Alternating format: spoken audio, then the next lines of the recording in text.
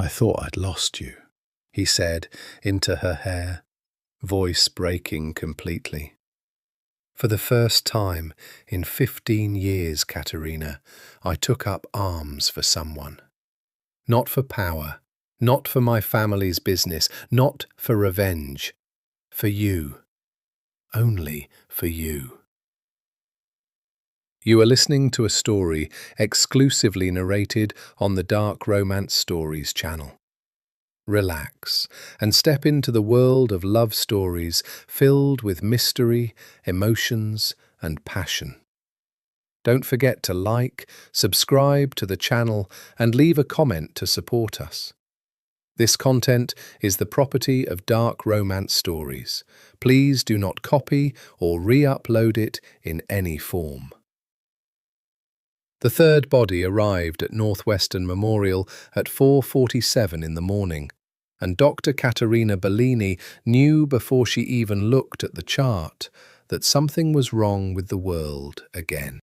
His name was Walter Hines, 61 years old, a retired postal worker with a wife named Donna, who sat in the family room twisting a tissue into a wet rope.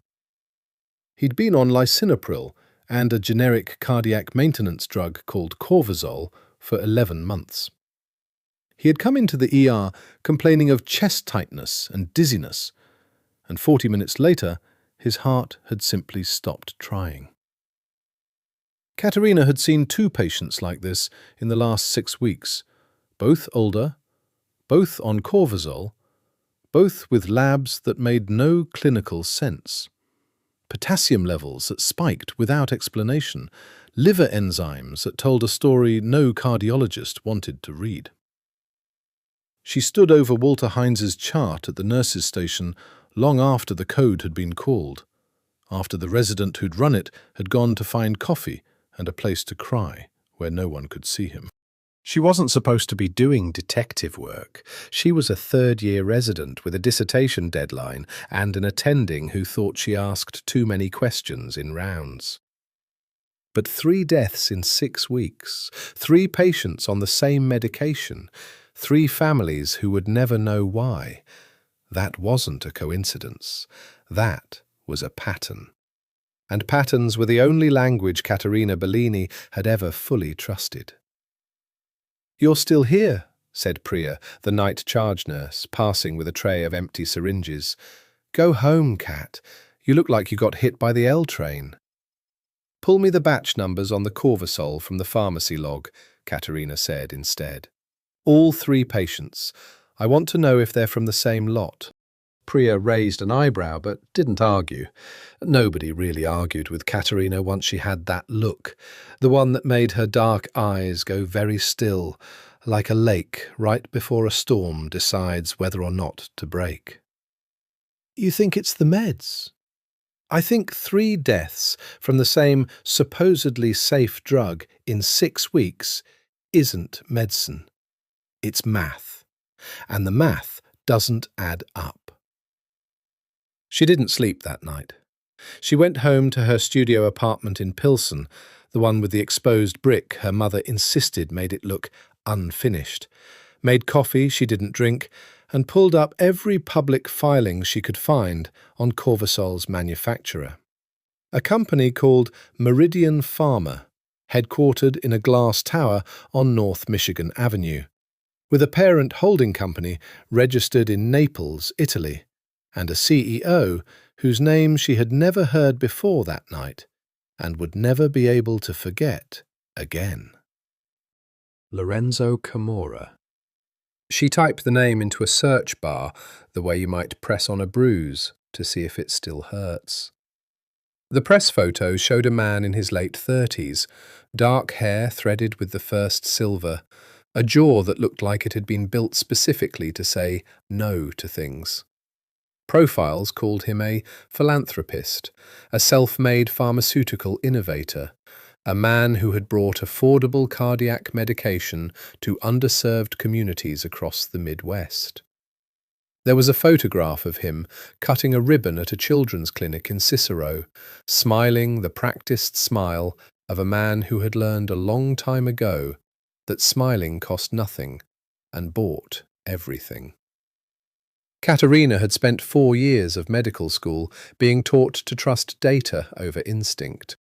But something about that photograph, about the particular stillness behind that smile, made the lake inside her go dark and quiet. By morning she had the batch numbers. All 3 patients, Walter Hines and the 2 before him, Loretta Vance and a man named Dwight Okafor, had received medication from the same production lot, ML-2291, manufactured at a Meridian Pharma facility that, according to public FDA registries, didn't actually exist at the address listed on the label. A counterfeit lot, sold as the real drug, filtered into hospital pharmacy systems through channels that should have been impossible to breach. She brought it to her attending, Dr. Okonkwo Reyes, who looked at her printouts the way a tired parent looks at a child who has drawn on the walls again. Caterina. You are a third-year resident. This is an FDA matter, a DEA matter, possibly an FBI matter. It is not a research project matter, and it is certainly not a girl with a laptop at 3 a.m. matter. 3 people are dead, and you bringing me unverified batch numbers from a pharmacy log you weren't authorized to pull will not bring them back. It will get you fired. He'd softened then, because underneath the exhaustion he liked her. Almost everyone did eventually, once they got past the wall of intensity she carried like a second white coat. File it through compliance, properly. Let the system work. The system, Caterina had learned in 4 years of medicine, worked exactly as fast as the people inside it wanted it to, which was to say, not fast enough for Walter Hines, or Loretta Vance, or Dwight Okafor. So she did what she always did when the system moved too slowly. She went around it. It took her 11 days of after-shift surveillance, 2 bribed parking attendants, and 1 extremely illegal late-night visit to a public records office to trace the supply chain backward from the hospital pharmacy's wholesale distributor to a warehouse on the south side in an industrial corridor near the river where streetlights went to die and nobody asked questions about trucks that came and went after midnight without DOT numbers that matched their manifests. She told herself she was only going to look, document the trucks, the timestamps, maybe a license plate. She had a camera. She had a press badge from her cousin who worked for the Sun-Times that she was absolutely not authorized to use. She had, she would later admit, an enormous amount of stupid, righteous courage and almost no actual plan. She did not expect the warehouse door to be unlocked. She did not expect to find herself 20 minutes later standing in a forest of pallets stacked floor to ceiling with boxes stamped Corvusol, Meridian Pharma, Lot ML-2291. Her phone's camera light the only thing illuminating the dark, her heart slamming so hard she could feel it in her teeth. And she did not expect the voice that came out of the shadows behind her, low and amused and utterly without fear, to say the words that would end her old life and begin everything else. "You're either the bravest woman I've ever met," the voice said, "or the stupidest. I haven't decided which yet." She spun, phone light swinging, and found herself looking at a man who had clearly been standing there, unmoving, watching her for longer than she wanted to think about. Tall, dark coat over a dark suit, no tie, top button of his shirt undone like he'd taken it off himself in irritation hours ago. He had the kind of face that made you understand, instantly and physically, why people used the word dangerous as a compliment in certain rooms. She knew him before he said his name. She'd memorized the photograph. "Lorenzo Camorra," she said, and her voice, to her own enormous private relief, did not shake. Something moved behind his eyes, surprise, maybe, or interest, which she would learn much later was a far more dangerous thing to put behind those particular eyes than fear. "And you are," he said, taking one slow step closer, "trespassing in my warehouse at 1 in the morning with a phone full of photographs that could get you killed by men far less patient than I am." "I know you're killing people," Caterina said. The words came out of her before she'd decided to say them, raw and unprotected, the way truth sometimes escapes a person before strategy can catch up to it. She watched them land on him like a slap. For a long moment, Lorenzo Camorra said nothing at all. Behind him, in the dark of the warehouse, she could hear the low hum of a refrigeration unit, the drip of something she didn't want to identify, the particular silence of a man deciding what kind of night this was going to be. "Do you?" he said finally, and there was no anger in it. Worse than anger, there was curiosity. "Tell me, Dr. Bellini." He said her name like he'd known it before she'd known his. "What exactly do you think you know?" He knew her name. That single fact detonated somewhere behind Caterina's ribs with more force than any threat could have. "You've been investigating me," he said, reading the realization on her face with an ease that made her skin crawl. Caterina Bellini, third-year resident, Northwestern Memorial, writing a dissertation on counterfeit pharmaceutical infiltration into public hospital systems, a very ambitious topic for someone who apparently doesn't understand the concept of personal safety.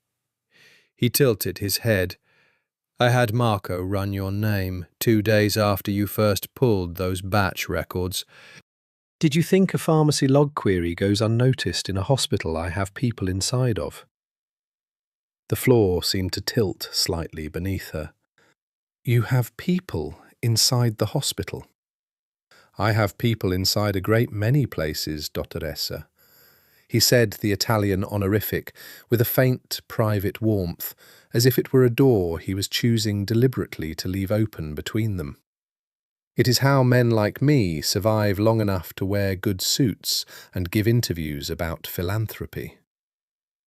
She made herself stand still, though every instinct screamed to run, and the warehouse offered nowhere to run to. "Then you know I have copies of everything.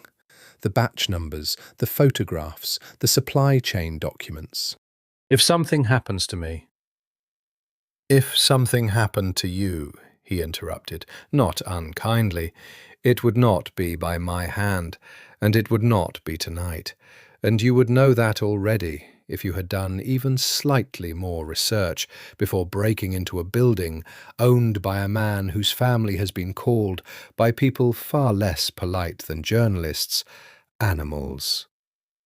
He took another step, close enough now that she could see the fine, controlled tension in his jaw, the way his eyes moved over her face like he was reading a language only he understood. "I am going to ask you a question, and I would advise you to answer honestly, because I have an excellent ear for lies and a very short patience for liars. Ask. Why didn't you call the police, instead of climbing through a warehouse window at 1 in the morning like a burglar in a film?" The honest answer arrived before she could stop it. "Because 3 people are dead, and the police take months. Because the FDA takes years. Because somewhere in a filing cabinet there's a report about lot ML-2291 gathering dust while you ship out lot ML-2292, and I don't have months, and neither does the next person who fills that prescription." Something shifted in his face. Not softness exactly, but a recalibration, as if she'd answered a test he hadn't expected her to pass. "You came here to stop me."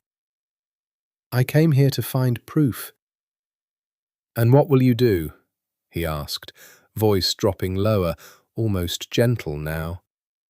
"With proof that the man standing in front of you controls a pharmaceutical empire that launders product through 3 countries and a charitable foundation. Print it in your dissertation? Email it to the FDA's tip line? Tell me, Caterina, what does the truth weigh, exactly, against men who have already decided it is inconvenient for them?" "More than you think," she said, "because I'm not the only one who's noticed. There were 3 deaths in 6 weeks. Someone else will notice the 4th. A long silence. Somewhere a forklift's hydraulics hissed and settled. Lorenzo studied her with the particular stillness of a predator, deciding whether the animal in front of him was prey worth the trouble or something else entirely.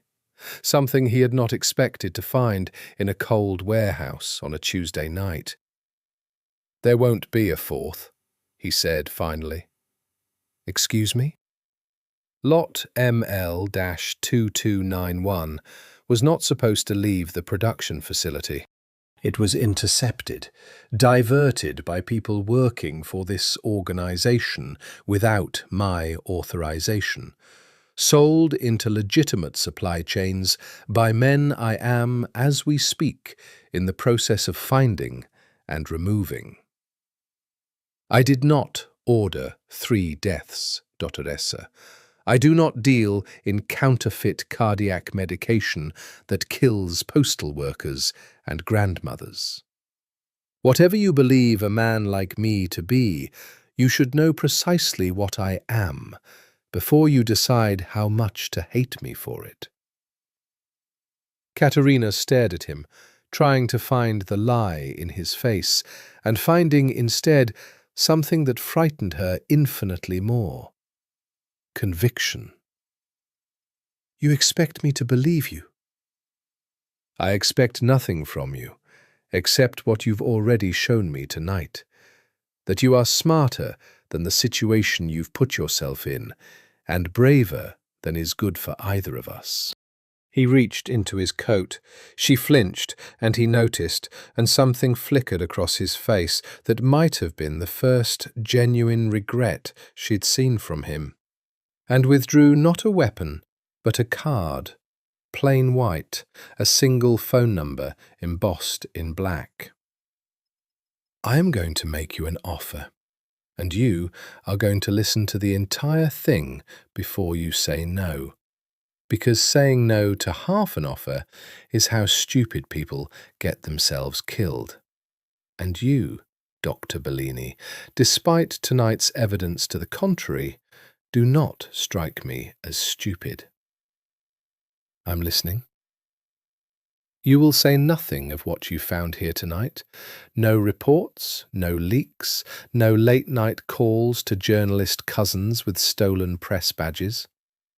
She startled. He smiled, just slightly, the first real smile she'd seen from him, and it did something unforgivable to the rhythm of her heart. "Yes, I know about the badge too. In exchange, I will personally halt every shipment from the contaminated lot, recall what has already gone out through channels you do not have access to, and I will fund, fully, publicly, in your hospital's name, the entire pediatric cardiac unit at Northwestern Memorial. Equipment, staffing, a research grant in your name, if you want it, for the dissertation you are clearly far too talented to abandon." "You're trying to buy my silence." "I am trying," he said, "to give 3 families an explanation that doesn't end in years of litigation that goes nowhere, and to give a hospital full of sick children a unit that currently doesn't exist. Call it whatever serves your conscience best." "And if I say no? If I go to the FBI tomorrow?" His expression didn't change, but something in the air around him did, a drop in temperature she felt in her spine. Then you will discover exactly how thin the line is between the man standing in front of you, who is, despite everything, trying to do the right thing, the only way men like me know how, and the family I come from, who will not extend you the same courtesy twice. It was not quite a threat, it was worse. It was an honest warning, delivered by a man who clearly believed every word of it, including the parts that should have terrified her far more than they did. "I want it in writing," she said. "The funding, publicly announced within 30 days. Something that was almost pride moved across his face. "Done. And I want to know who diverted that lot. The real people responsible. Not for my dissertation. For Walter Hines' wife." He was quiet for a long moment, studying her the way a man studies a painting he didn't expect to find in a building he owns. "You will have a name," he said, "when it is safe to give you one, not before." She took the card. It felt heavier than white paper had any right to feel. "This doesn't make us friends," she said. "No," he agreed, and the smile returned, slower this time, more dangerous. "It doesn't make us anything at all, Dottoressa. Yet." True to his word, the announcement came on day 26. Caterina was in the resident lounge, eating a sad vending machine sandwich, when the hospital's internal newsletter pinged her phone. Meridian Pharma Foundation announces $4. $2 million gift to establish Northwestern Memorial Pediatric Cardiac Unit. There was a photograph of the hospital's CEO shaking hands with a man in a charcoal suit whose smile, in print, looked exactly like every other corporate philanthropist's smile. Practiced, warm, empty of anything that might give away the truth of what he'd looked like standing in a dark warehouse telling her, "I do not deal in counterfeit cardiac medication that kills postal workers and grandmothers." Like a vow. She told herself she felt nothing reading it. She told herself a great many things over the next 2 weeks, most of them lies. The truth was that she could not stop thinking about him. Not the danger of him, exactly, though that lived in her chest like a held breath, but the strangeness of him. A Mafia boss who flinched, almost imperceptibly, when she'd flinched from his hand. A man who'd offered her a name for Walter Hines' widow before she'd even asked for one for herself. A man whose voice, when he said "Dottoressa," made something low and unwilling in her stomach turn over. It was 3 weeks before she heard from him again. She was leaving a 12-hour shift, half asleep on her feet, fumbling for her car keys in the hospital parking garage, when a black sedan with windows tinted dark enough to be its own small kingdom pulled up beside her with the silent confidence of money that never had to ask permission to exist. The back window lowered 6 inches. "Get in," Lorenzo said. "Or don't. But I would prefer the conversation we're about to have not happen in a parking garage with a working security camera every 40 feet. I have my own car. Marco will drive it to your apartment. He's very good with cars. Better than he is with people, frankly, but you'll learn to appreciate his particular talents." A beat. "Caterina, get in the car." She should have said no. She would think later about all the moments in this story where she should have said no, and she would understand that the truest thing about falling for a dangerous man was never the single moment of surrender. It was the long, slow accumulation of 100 small moments where you could have walked away and didn't, because some treacherous, unscientific part of you had already decided the danger was worth it. She got in the car. He looked different up close, in the dim gold light of the sedan's interior. Tired, she realized with surprise. The controlled stillness she'd seen in the warehouse cracked just slightly at the edges, like a man who hadn't slept properly in days. "You found the name," she guessed. "I found several names." He handed her a folder, slim, unmarked. The man who diverted lot ML-2291 was a regional distribution manager named Salvatore Greco. He sold the counterfeit batch to a black market broker for less money than I pay my driver in a month, because he believed, correctly as it turns out, that I would never notice a single lot among thousands. His jaw tightened. He has been dealt with. Something cold moved through her. Dealt with how? He will not be diverting any more pharmaceutical shipments, Caterina. That is all the detail you require, and all the detail I am willing to give a doctor who took an oath to do no harm. His eyes found hers in the dim light, steady, almost daring her to ask the question underneath the question, "Did you kill him?"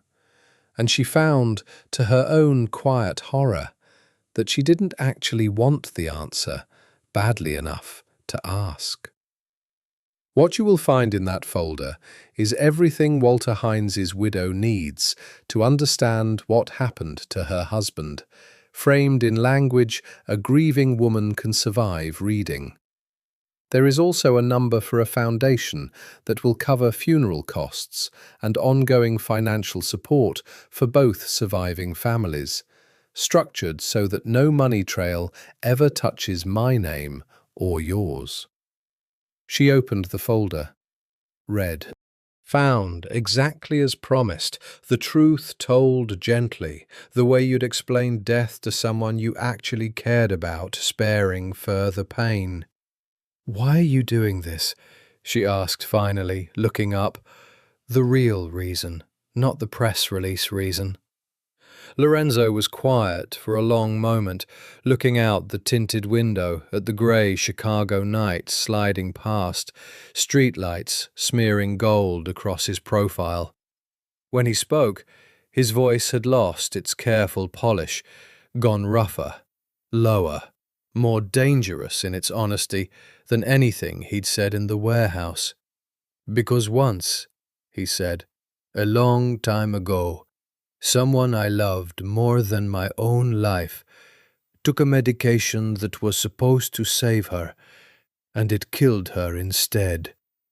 And I have spent every year since then making sure that the empire built on top of that grief never, ever does to another family what was done to mine."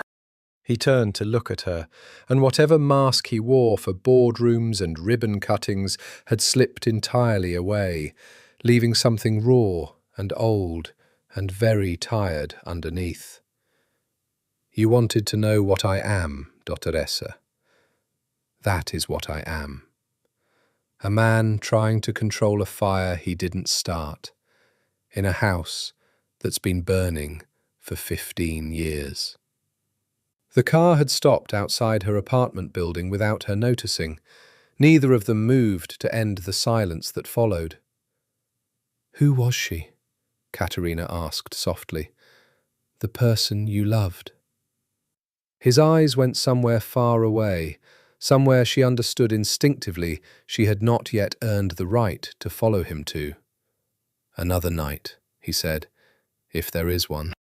He reached past her to open the door himself, his arm brushing hers, close enough that she caught the low, expensive warmth of his cologne and something underneath it that was simply him. And for one suspended second, neither of them moved, the question of whether there would be another night hanging unanswered between them like smoke that hadn't decided which direction to drift. "Good night, Caterina," he said finally, voice rough. She got out of the car. She did not look back, though every nerve in her body wanted to. It was only once she was inside her apartment, leaning against her own front door with her heart going far too fast for a woman who had simply ridden home in a car, that she let herself admit the truth she'd been out running since the warehouse. She wanted there to be another night. Badly, recklessly, in a way that had absolutely nothing to do with her dissertation and everything to do with the particular ache of watching a dangerous man's careful mask slip, just once, just for her. There were, Caterina told herself, perfectly clinical reasons to keep seeing him. He had information she needed, names, dates, the architecture of a counterfeit pharmaceutical pipeline that stretched from Naples to Chicago to half a dozen cities she hadn't even mapped yet. If she was going to write a dissertation that actually mattered, that actually changed something, she needed a source inside the machine. It had nothing to do with the warmth of his voice on the phone at midnight, or the way he'd started texting her articles about cardiac pharmacology with single-line commentary that made her laugh out loud in the resident lounge, or the increasingly embarrassing amount of time she spent deciding what to wear to meetings that were, officially, research interviews. She told herself this for 6 weeks, through 4 research interviews that became dinners, through one terrifying afternoon when he picked her up from a 12-hour shift with takeout from a restaurant that didn't have a public phone number, through the slow erosion of every professional boundary she'd built her entire adult identity around. "You're investigating him from the inside," she told her reflection one night, testing how the lie sounded out loud. "That's all this is." Her reflection did not look convinced. Neither, if she was honest, was she. The dinners were the worst, or the best, depending on which version of herself was doing the judging. He took her to a restaurant in the West Loop, with no sign on the door, where the staff called him Don Camorra in low, deferential voices, and seated them at a corner table, angled so his back was always to the wall, and his eyes were always on the room. He ordered for both of them in Italian, without asking, and when she'd raised an eyebrow at the presumption, he'd simply said, "I am told I have excellent taste," with a half smile that made the presumption entirely forgivable. "Tell me about her," Caterina said, halfway through a glass of wine. She was nursing slower than she wanted to, because she needed her wits about her around this man more than she'd ever needed them around anyone. "The person who died. You said you'd tell me. Another night." Lorenzo set down his fork with the careful precision of a man buying himself time. "Sophia," he said finally. "My daughter."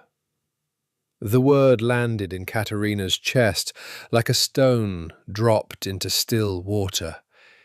"You're Lorenzo. I didn't know you had a daughter." "Had," he corrected, very quietly. "She would be 21 this year." He turned his wineglass by the stem, not drinking, watching the dark liquid catch the candlelight. "She was 6. A fever, nothing dramatic. The kind of thing children survive 1,000 times a day. The hospital gave her a standard antipyretic, over the counter, completely unremarkable. Except the batch had been cut with an industrial filler to stretch profit margins, and her small body could not process what should have been a perfectly safe dose of medicine that was never actually what the label claimed it to be. Caterina's hand found his across the table before her mind had finished deciding to move it. "Lorenzo, I'm so sorry." "I was 24. He continued, voice flat in the particular way of a man who has told this story to himself so many times it no longer bleeds when he opens it, only aches. My father had been grooming me to take over the legitimate side of the family's pharmaceutical interests.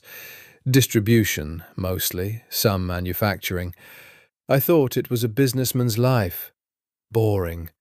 Respectable. I did not understand until I was holding my daughter's body in a hospital corridor in Naples that the entire industry my family had quietly bought its way into for 2 generations was riddled with exactly the kind of counterfeit, corner-cutting poison that had just killed her. His eyes lifted to Caterina's, dark and old, with a grief that had clearly never finished happening to him. So I made a choice. I could walk away, become legitimate, let other men's daughters die from the same poison while I slept soundly in a clean conscience I'd bought with my distance. Or I could go further inside the machine than my father ever had. Control it. Weaponize it. Use every brutal tool my family's name afforded me to hunt down the men who sell counterfeit medication and make absolutely certain they never sell it again. That's not a justification for organized crime, Caterina said softly. I need you to understand. I know that. I know what you are, what your family does, that pediatric wings and recalled lots don't erase the rest of it. I am not asking you to erase it, Lorenzo said. I am asking you to understand it. There is a difference, Dottoressa, and you are far too intelligent not to know it. He turned his hand beneath hers, so they were properly holding hands across the white tablecloth in a restaurant with no sign on the door, and something about the gesture felt more dangerous than every gun she suspected was hidden in the room. I have killed men, Caterina. I will not insult you by pretending otherwise. But I have never once, in 15 years, allowed a counterfeit drug to reach a hospital under my control without burning the supply chain that produced it to the ground. And I never will, because I buried my daughter in a coffin too small for the silence I have carried ever since. She should have pulled her hand back.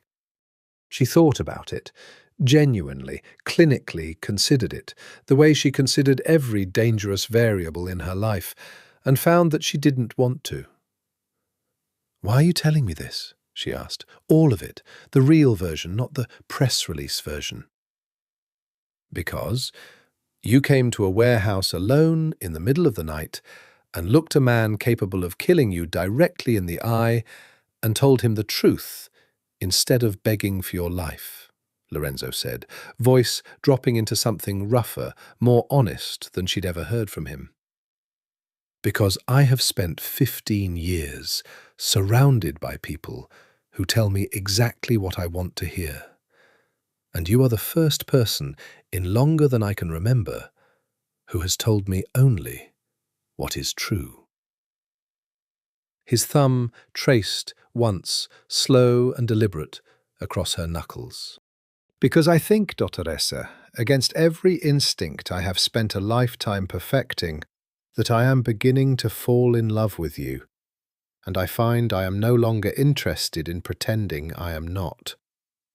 The restaurant noise seemed to recede to a great distance.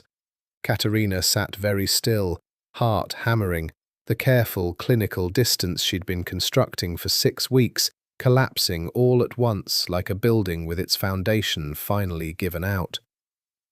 That's a problem, she said, voice not quite steady, because I think I might be falling for you too, and I have absolutely no idea what to do about that. Neither do I, Lorenzo admitted, and for the first time since the warehouse, she saw something that looked almost like fear cross his face. Not of her, she understood, but of exactly how much he had just allowed himself to want.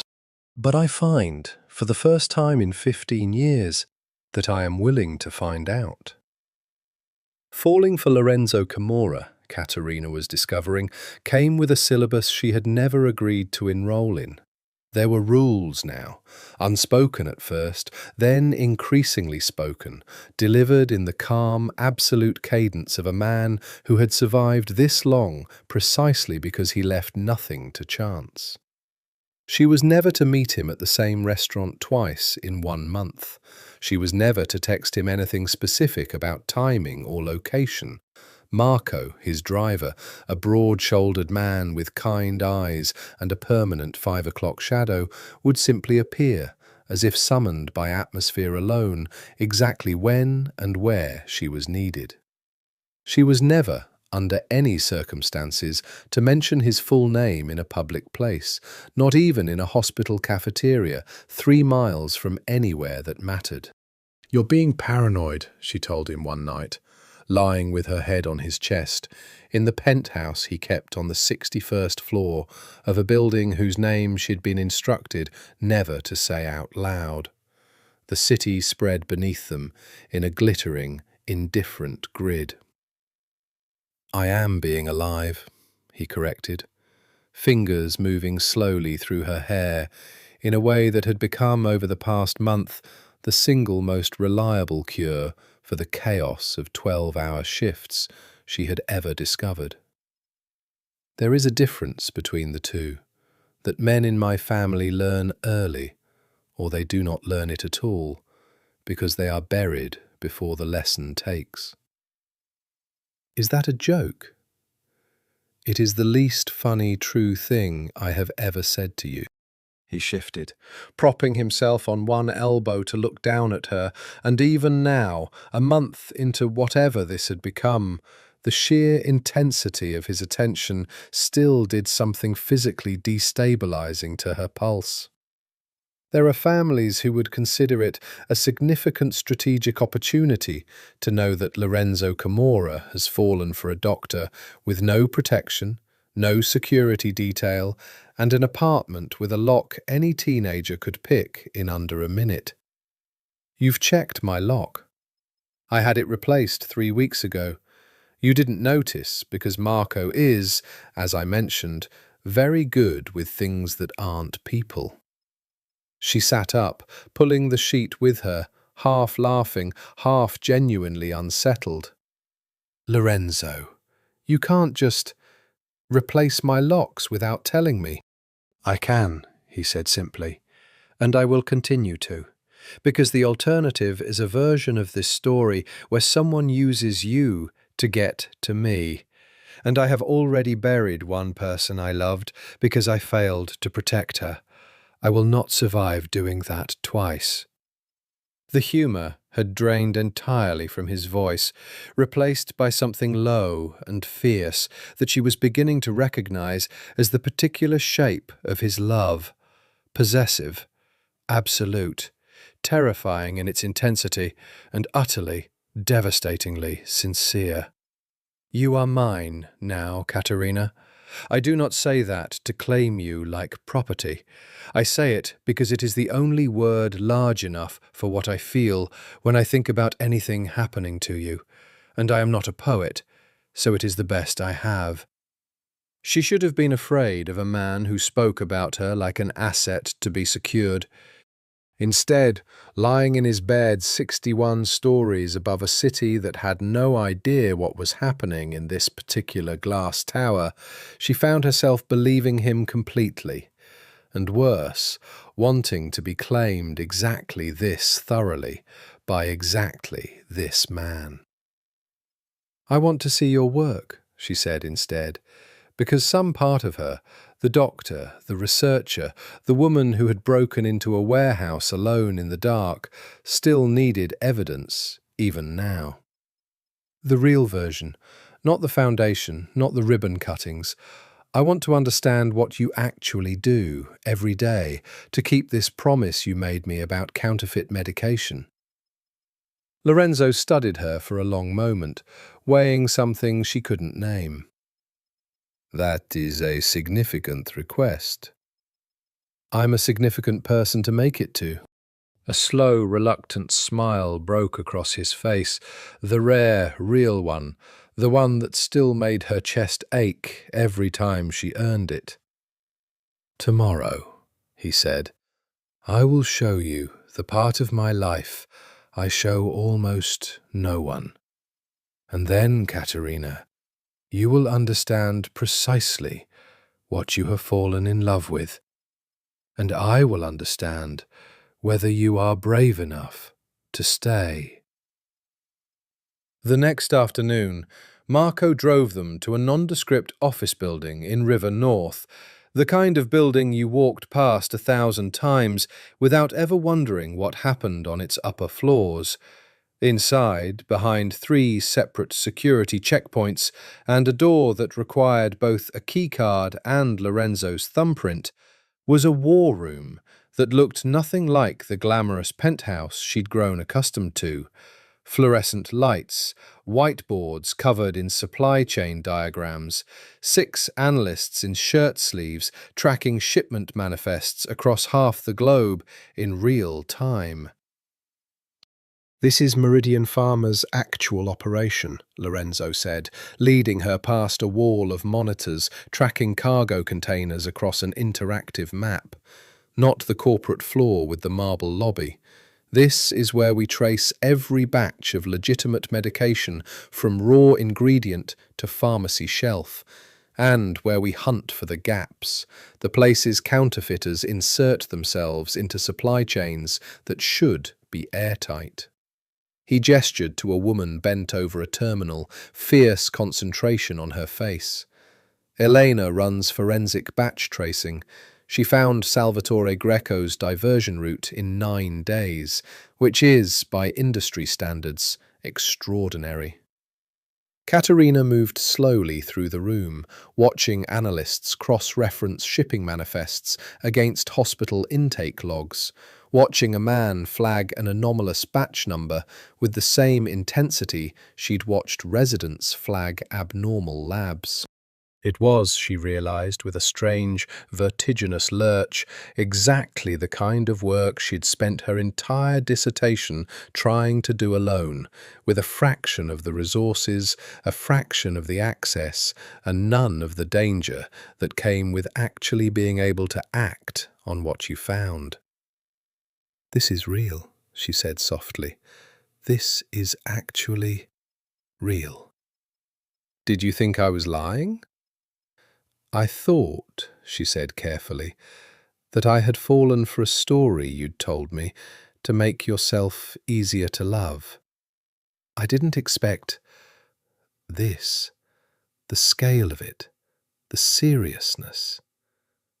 "I told you who I am, Caterina. I did not tell you a story." He came to stand beside her, close enough that the analysts in the room carefully, deliberately did not look at either of them. "This is what I do with the resources my family's darker business affords me. I cannot undo what we are. I cannot make my father's empire something it was never built to be. But I can build this, inside it. A wolf using its own teeth to protect the flock instead of feeding on it. It will never make me a good man, Dottoressa, but it is the closest thing to good I have left to offer." She turned to look at him, this man who killed and protected in the same breath, who had built a war room to honor a daughter he couldn't save, who looked at her now with an intensity that made the fluorescent-lit office feel suddenly dangerously intimate. "It's enough," she said quietly. "It's enough for me." Detective Marcus Webb of the Chicago field office had been building a file on Meridian Pharma for 14 months before he ever heard the name Caterina Bellini. And the moment he did, every instinct he'd spent 20 years sharpening went off like a struck match. "Run her again," he told his partner, Denise Alvarez, sliding a printout across their cramped shared desk. A grainy, long-lens photograph of Lorenzo Camorra's hand resting at the small of a dark-haired woman's back, outside a restaurant with no sign. Third-year resident, Northwestern Memorial. Same hospital that just got a $4.2 million gift from the Meridian Pharma Foundation. Same hospital that, 6 weeks before the gift, had 3 suspicious cardiac deaths flagged internally and then quietly closed without DEA referral. Denise studied the photo, then the date stamp. You think she's a plant? Camorra's people inside the hospital feeding intel? I think, Webb said slowly, that I've been watching Lorenzo Camorra for 14 months, and I have never once seen him touch a woman in public. Not a date, not an associate's wife at a gala, nothing. The man is a ghost when it comes to anything personal, which is exactly why an organised crime detective should find it very, very interesting that he's suddenly photographed with his hand on a doctor's back outside a restaurant his own family owns through 4 shell corporations. He tapped the photo. Either she's working for him, or she has no idea what she's involved in, and that makes her either the most valuable witness I will ever turn, or the next casualty in a war she doesn't know she's standing in the middle of. It took Webb 3 more weeks of careful, deniable surveillance to build a profile thick enough to act on. Caterina Bellini, he learned, had no criminal record. No known Mafia ties beyond the relationship that had clearly developed over the past 2 months, and this was the detail that made him sit back in his chair and rub his eyes for a long time. A dissertation in progress on exactly the counterfeit pharmaceutical pipeline his task force had spent over a year trying to crack from the outside. She wasn't a plant. She was something far more useful and far more dangerous to put in play. A woman with legitimate access, real expertise, and, based on 3 photographs that made Webb distinctly uncomfortable on a level that had nothing to do with the case, genuine, unguarded feelings for the man he intended to put away for the rest of his life. He requested the meeting through her hospital's HR department, framed as a routine compliance interview related to a pharmaceutical fraud inquiry. Vague enough not to spook her, specific enough to guarantee she'd show up. She arrived at the downtown Federal Building on a rainy Thursday afternoon between shifts, scrubs still visible under her coat, exhaustion etched into the set of her shoulders, and Webb felt the first genuine pang of guilt he'd allowed himself in this entire investigation. Dr. Bellini, thank you for coming in. He gestured to the chair across from his desk, watched her take it with the careful, slightly suspicious posture of someone who had grown up being told never to trust a man with a badge unless you'd vetted him personally. I'm Special Agent Marcus Webb, FBI Organized Crime Division. I'd like to talk to you about Lorenzo Camorra. He watched every muscle in her face go carefully, professionally still. The exact stillness, he noted, of someone who had been coached, deliberately or instinctively, in how to control a room's read on her. I'm not sure what that has to do with hospital compliance. Nothing, Webb admitted. I used a pretext to get you in this room because I needed to talk to you somewhere I knew you couldn't be overheard or followed, and I apologize for the deception, but I think once I tell you what I know, you'll understand why. He slid a folder across the desk. 14 months of surveillance photographs, financial trace documents, a chart mapping the Camorra family's documented violence across 3 decades. I've been investigating Meridian Pharma and its parent organization for over a year. I know about the counterfeit pharmaceutical pipeline. I know about Lot ML-2291, and I know that you found it before my entire task force did, working alone, with nothing but a hunch and a hospital pharmacy log. Caterina's hand, reaching for the folder, went very still. How do you... Because I've also been watching the man you've apparently fallen for, Dr. Bellini, and I think it's time someone told you exactly who he is before you fall any further." Webb leaned forward, voice dropping into the register he reserved for the moments in his job he hated most, the moments where the truth was a weapon he had no choice but to use on someone who hadn't done anything to deserve being hurt by it. Lorenzo Camorra is the head of the most powerful organized crime family in the Midwest. His pediatric wing donation isn't generosity, it's laundering and reputation management on a scale most people can't even comprehend. His war room, yes, I know about the war room, isn't redemption. It's quality control on a multinational smuggling operation that moves not just counterfeit pharmaceuticals, but weapons, currency, and, according to 2 confidential informants I've spent 18 months protecting, human trafficking routes through the port of Naples that his family has controlled for 3 generations. The folder fell open. Caterina stared down at photographs she didn't want to see. Lorenzo at 26, standing over a body in an alley with the cold, professional stillness of a man who had done this before and would do it again. Lorenzo at 30, shaking hands with a senator whose campaign finance records, the attached document noted, didn't quite add up.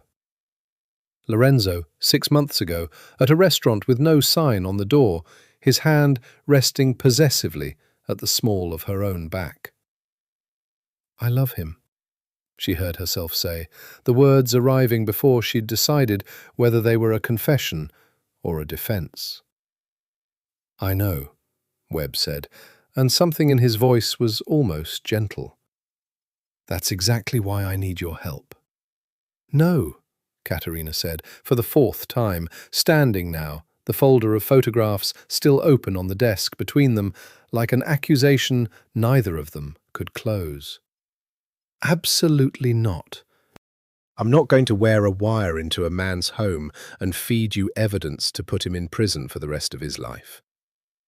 "Then he'll do it to someone else's family instead of yours," Webb said, and there was no cruelty in it, only the flat, exhausted certainty of a man who had spent a career watching exactly this kind of devastation play out.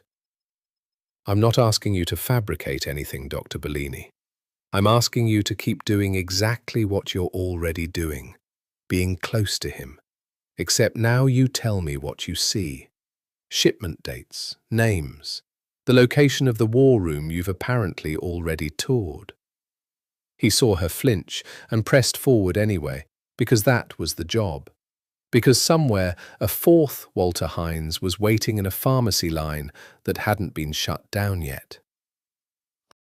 "You came to me, to this entire investigation, because 3 patients died from a counterfeit drug his organization manufactured. Don't let yourself forget that part, because the man holding your hand across a candlelit table happened to be charming about his daughter's death." The mention of Sophia landed like a slap. "Don't," Caterina said, voice low and dangerous, in a way she hadn't known she possessed.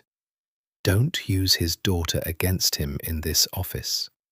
You don't get to weaponize a 6-year-old's death because it's strategically useful." "I'm not weaponizing it," Webb said quietly. "I'm telling you it's true. And it's also true that grief doesn't excuse what he's built on top of it. Both things can be real at once, Caterina. That's the entire, impossible shape of this case." She left the federal building that afternoon without agreeing to anything, walked 4 miles in cold rain rather than call Marco for a ride, and arrived back at her apartment, soaked through and shaking with something that wasn't entirely the cold. She did not call Lorenzo that night. She sat on her kitchen floor with her back against the cabinets and tried, for the first time in 2 months, to hold both versions of him in her mind at once. The man who'd held her hand across white tablecloth and confessed his daughter's death like a wound that had never closed. And the man in a 14-month-old surveillance photograph, standing over a body with no visible emotion at all. It was her brother who finally forced the choice 2 days later, arriving unannounced at her apartment with the particular grim energy of a man who'd already decided how the conversation was going to go before he knocked. Wait. Caterina did not have a brother in this story. It was Webb himself who returned the following week with an ultimatum dressed as a request. "I need an answer," Webb said, standing in her doorway, rain-damp coat dripping onto her welcome mat, his face carrying none of the careful gentleness from their first meeting. "We have a wiretap warrant approved for a Camorra associate scheduled to expire in 6 days. If it lapses without new evidence, the entire task force loses momentum we've spent 14 months building, and the next counterfeit batch that slips through, and there will be a next one, Dr. Bellini, there is always a next one, kills someone whose blood will be partly on your hands, because you had the chance to stop it and chose loyalty to a man who has killed people instead. That's not fair. It's not supposed to be fair. It's supposed to be true." He softened fractionally, the exhaustion in his face suddenly visible in a way that made him look younger and more human than the badge had allowed. "I'm not asking you to destroy him out of spite, Caterina.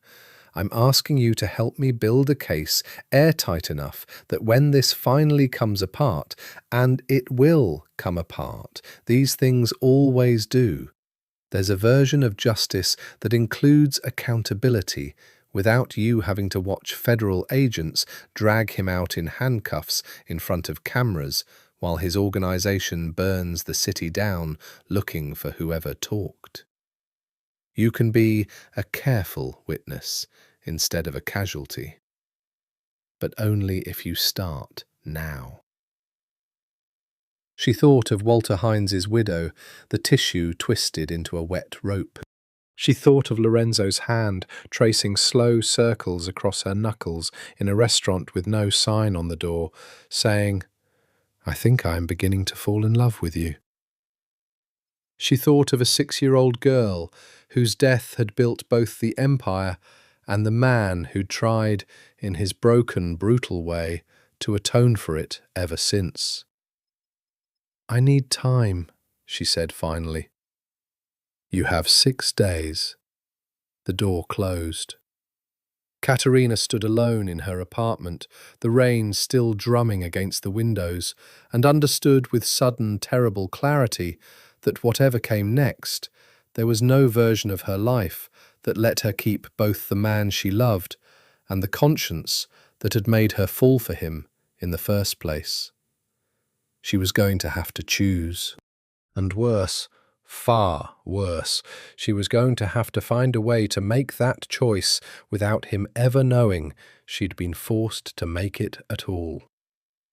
Her phone buzzed, a text from Lorenzo. "Dinner tomorrow? I have something I want to show you." She stared at the screen for a long time before she answered. "Yes," she typed finally. "I'll be there." It was, she would understand much later, the first lie she ever told him, and the beginning of every truth that came after. She wore the wire for the first time on a Tuesday, tucked beneath the collar of a blouse Lorenzo had given her himself, a small cruelty of circumstance that she tried very hard not to think about, as Marco's car wound through the city toward the penthouse. Webb's voice had been clinical in the briefing that morning. "You don't need to ask leading questions.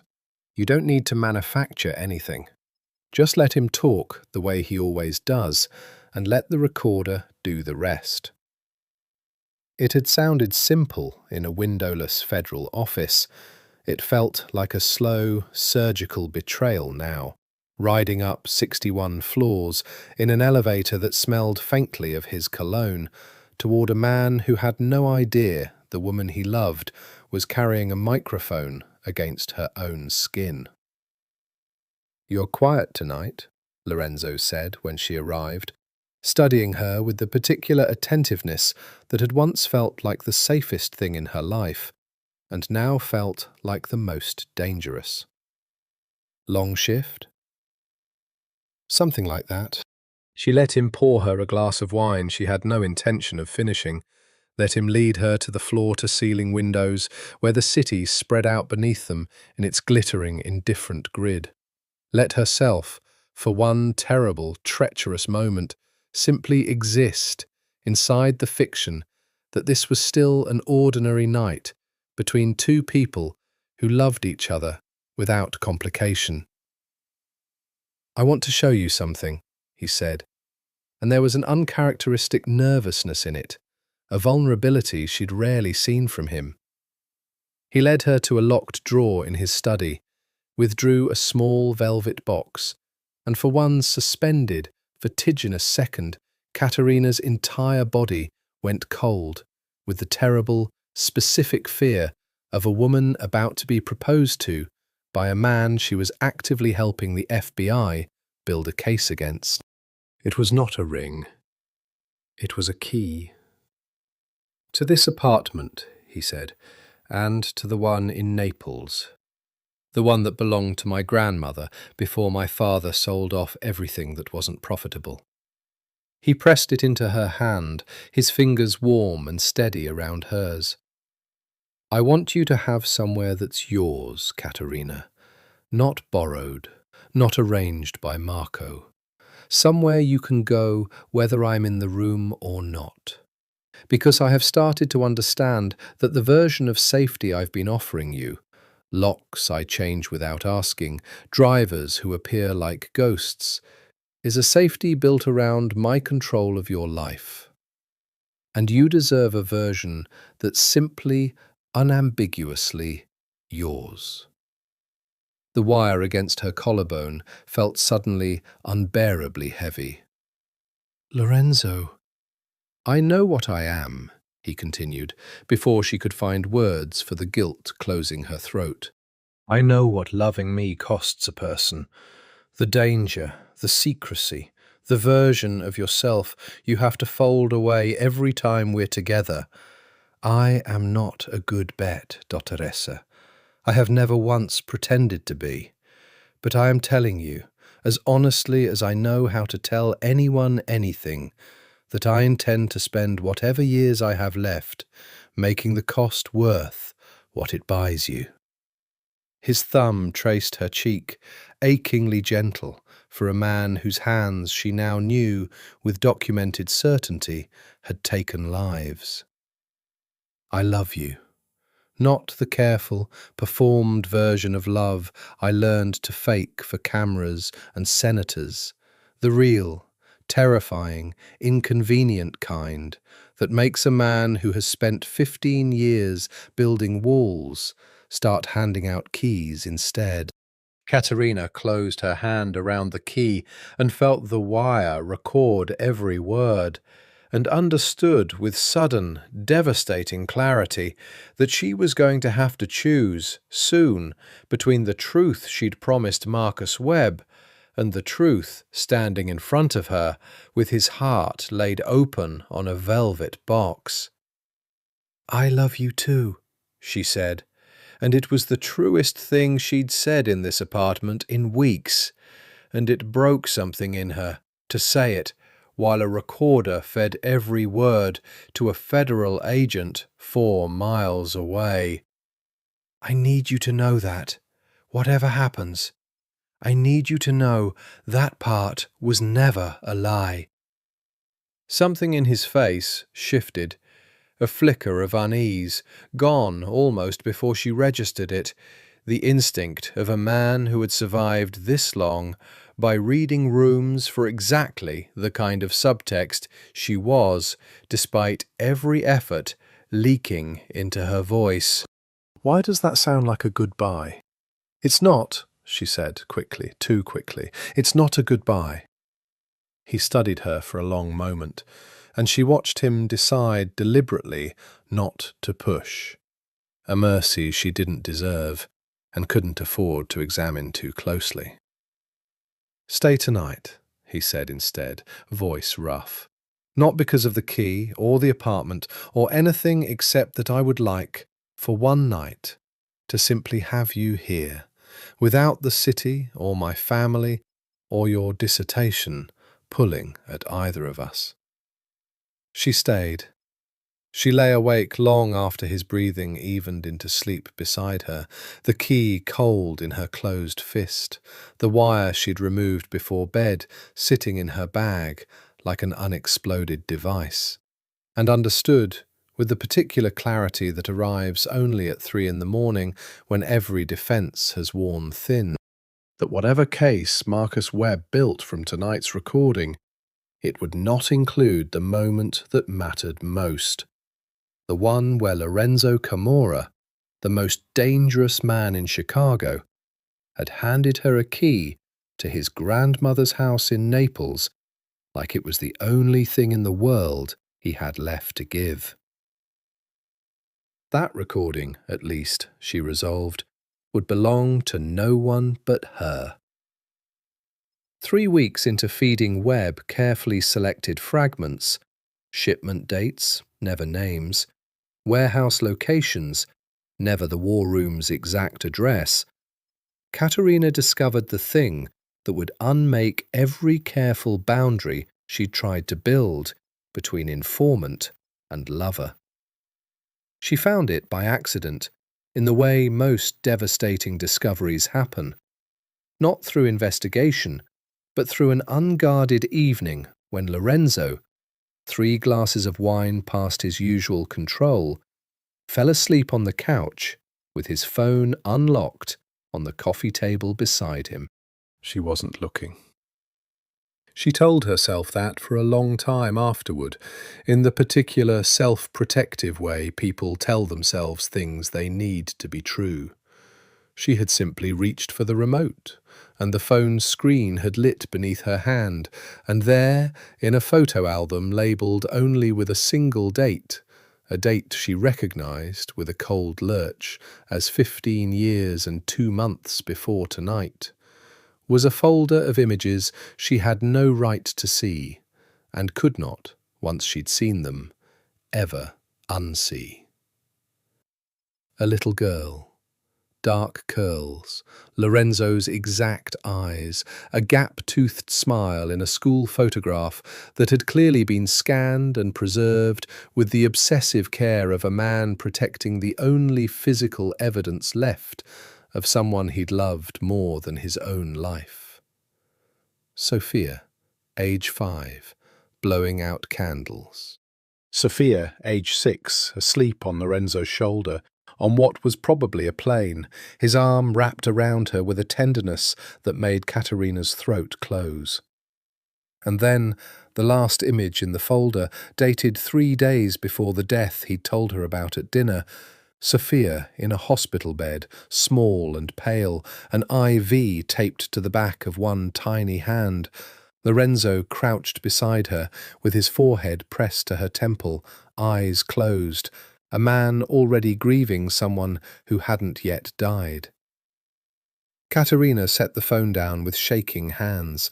She did not cry, not then. The tears came later, alone in her own apartment, when she finally let herself feel the full weight of what she'd seen. But something in her, looking at that photograph, reorganized itself permanently. Whatever Marcus Webb's case file said about Lorenzo Camorra, the body in the alley, the senator's irregular campaign finances, the 14 months of documented violence, none of it erased the truth in that hospital photograph. Both things were real, exactly as Webb had warned her. The wolf and the grieving father were the same man, occupying the same chest. And she had fallen in love with all of him. The parts she could defend, and the parts she couldn't. "You're awake," Lorenzo said groggily, stirring on the couch, his eyes finding hers with the soft confusion of a man surfacing from wine-heavy sleep. Then he saw her face, and something sharpened instantly in his expression. "What's wrong?" "I saw the photos," she admitted. "On your phone. I wasn't looking, I swear to you. The screen just lit up when I reached for the remote, and I saw Lorenzo. I saw Sophia. The hospital photo. 1880, I'm so sorry. I shouldn't have looked." She expected anger.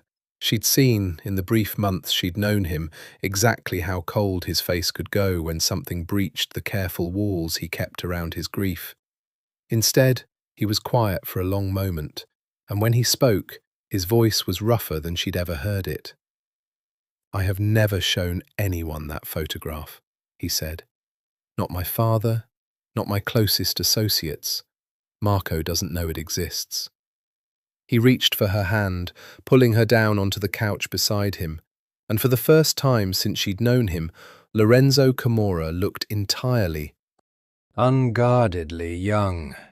Younger than his 39 years, younger than the empire he carried. A man briefly stripped back down to the 24-year-old who'd held his daughter's body in a hospital corridor and never fully recovered. I took it because I knew even then, even in the worst moment of my life, that I would need to remember exactly what I was losing in order to survive becoming whatever I needed to become afterward. You don't have to explain it to me. I want to. His thumb traced slow circles on the back of her hand, an anchor for both of them. She loved the ocean. We took her to Positano the summer before she died, and she stood at the edge of the water for an hour, refusing to let anyone carry her in, because she wanted to walk into it herself, on her own terms, no matter how long it took her small legs to get there. A faint, devastated smile crossed his face. She was stubborn, fearless in a way that terrified her mother and delighted me. I used to tell her she'd grow up to run the legitimate side of the business better than I ever could, because she never let anyone tell her no without making them explain exactly why first. His voice cracked finally on the last word. She would have been 21 this spring. I think about who she might have become more than I think about almost anything else in my life. And I have never told another living person that until right now. Caterina pulled him into her arms, and Lorenzo Camorra, the most dangerous man in Chicago, a man with bodies and bribes and a private army at his command, wept silently against her shoulder for a daughter dead 15 years, his whole powerful frame shaking with a grief he had clearly never once allowed himself to fully feel in front of another person. "I love you," she whispered into his hair, and meant it more completely than she had ever meant anything, even as the wire she'd worn 3 weeks earlier sat coiled in a drawer 4 miles away, a betrayal she had not yet found the courage to undo. It should have been a quiet weekend. That was, Caterina would think later, the particular cruelty of how these things always seemed to happen. The world waited until you'd finally let your guard down, and then it took everything at once. She was 3 days off a brutal stretch of overnight shifts, finally catching up on sleep in her own apartment, when her phone began buzzing with a frequency that meant something had gone badly wrong. Text after text, from colleagues, from her attending, from a hospital PR liaison she'd spoken to exactly twice in 3 years of residency. She opened the first link with a feeling of dread that proved, within seconds, to be entirely justified.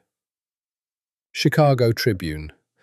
Doctor's secret romance with reputed mob boss raises questions about hospital's $4.2 million donor. The photographs were grainy, but unmistakable.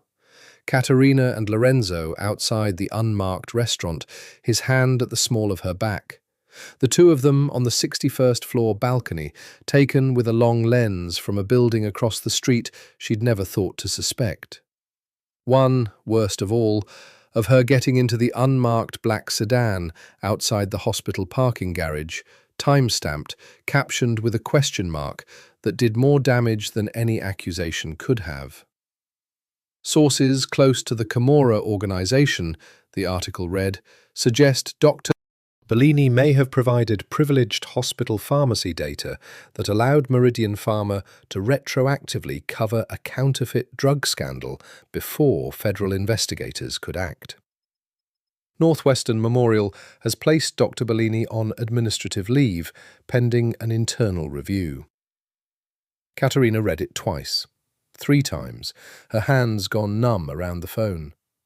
None of it was technically true. She had never given Lorenzo hospital data, had in fact done the opposite, feeding fragments of his operation to the FBI at enormous personal cost. But truth, she was learning with brutal speed, mattered far less than narrative once a story this combustible caught fire. The hospital's call came 40 minutes later. Dr. Reyes, his voice carrying none of its usual warmth, informed her she was suspended, effective immediately. Her residency placed under review by both the hospital's ethics board and, this part landed like a physical blow, a separate state medical board inquiry into possible licensing violations. "I never gave him anything," Caterina said, voice cracking. "Everything in that article is twisted. I've been working with the FBI, not against them." "I believe you," Reyes said, and there was real sympathy in it, which somehow made it worse.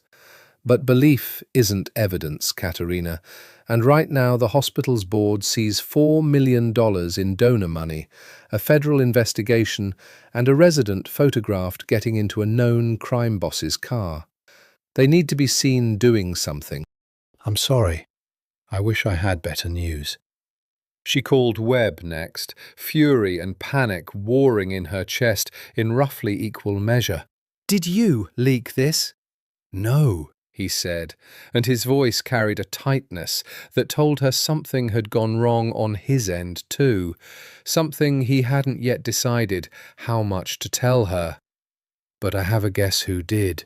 There's a rival organization, the Esposito family, out of the West Coast, that's been trying to muscle into Camorra territory for 2 years.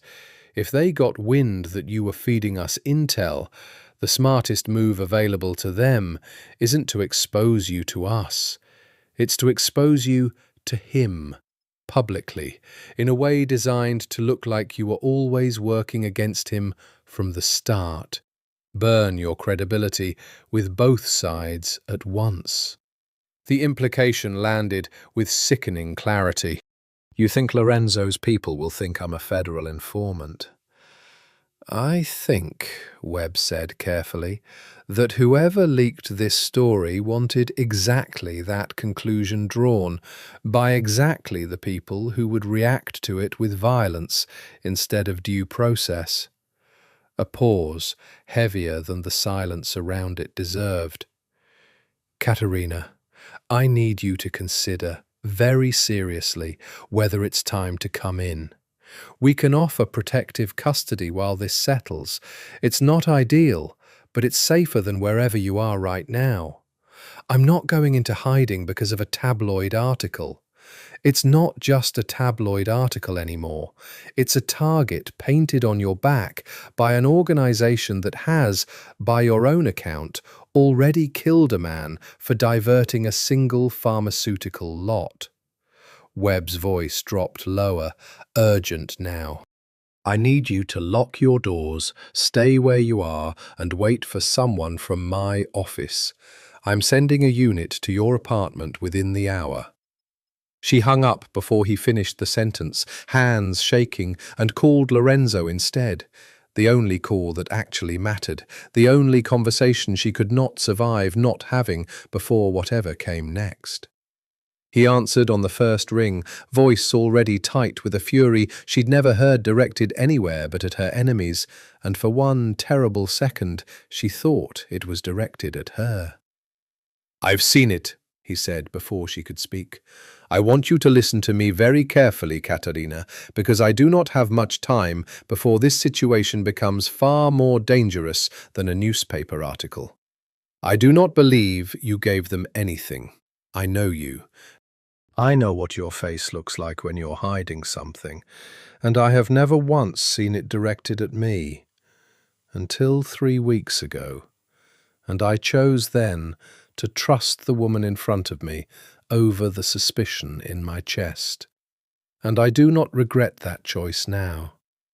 A door slammed somewhere on his end, footsteps, urgency.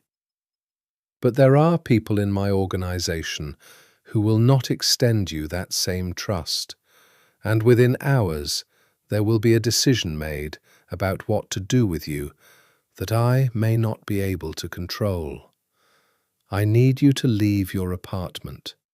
Now. Marco is 3 minutes away." "Lorenzo, what's happening? What's happening?" he said, voice breaking with a rawness she'd only heard once before, weeping against her shoulder for a daughter dead 15 years, "is that I am about to find out exactly how much of my own family I am willing to defy to keep you alive. Get your coat. Marco is downstairs." The Camorra family, in its formal sense, the assembled capos, the consigliere, the men who had served Lorenzo's father before him and now reluctantly served the son, met that night in the basement of a restaurant in Little Italy that had been hosting exactly this kind of meeting for 4 generations. Caterina was not there for it, hidden instead in a safe house Marco had driven her to, with a speed that left no room for further argument. But Lorenzo told her about it later, in fragments, in the particular flat voice of a man recounting a battle he wasn't certain he'd won. His uncle Dominic, his father's brother, the family's consigliere since before Lorenzo was born, opened the meeting with the question that had clearly been simmering for weeks. "You've been photographed with a woman whose brother-in-law works organised crime task forces for the federal government, and within days of that photograph surfacing, 3 separate shipments are intercepted at the port with a precision that suggests someone fed the Bureau exact coordinates." Dominic's voice, Lorenzo said, had carried the particular calm that was always, in their family, more dangerous than shouting. "I want to know, nephew, whether you have lost your judgment, or whether you have simply decided your family's safety is worth less than your own happiness."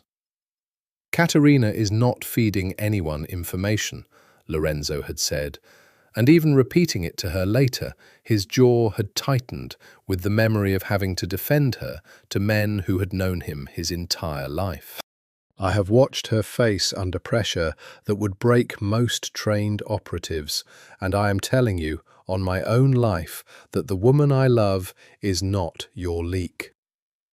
"On your own life," Dominic repeated, "is precisely the wager you're making, Lorenzo, whether you intend it or not.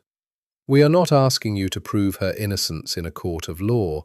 We are asking whether the risk she represents, proven informant or simply collateral exposure, is one this family can survive carrying." It was his cousin Tony, hot-tempered and ambitious in the particular way of men who had spent their whole lives slightly resentful of an inheritance that had skipped them, who finally said the thing the room had been circling. "We should eliminate the risk before it eliminates us.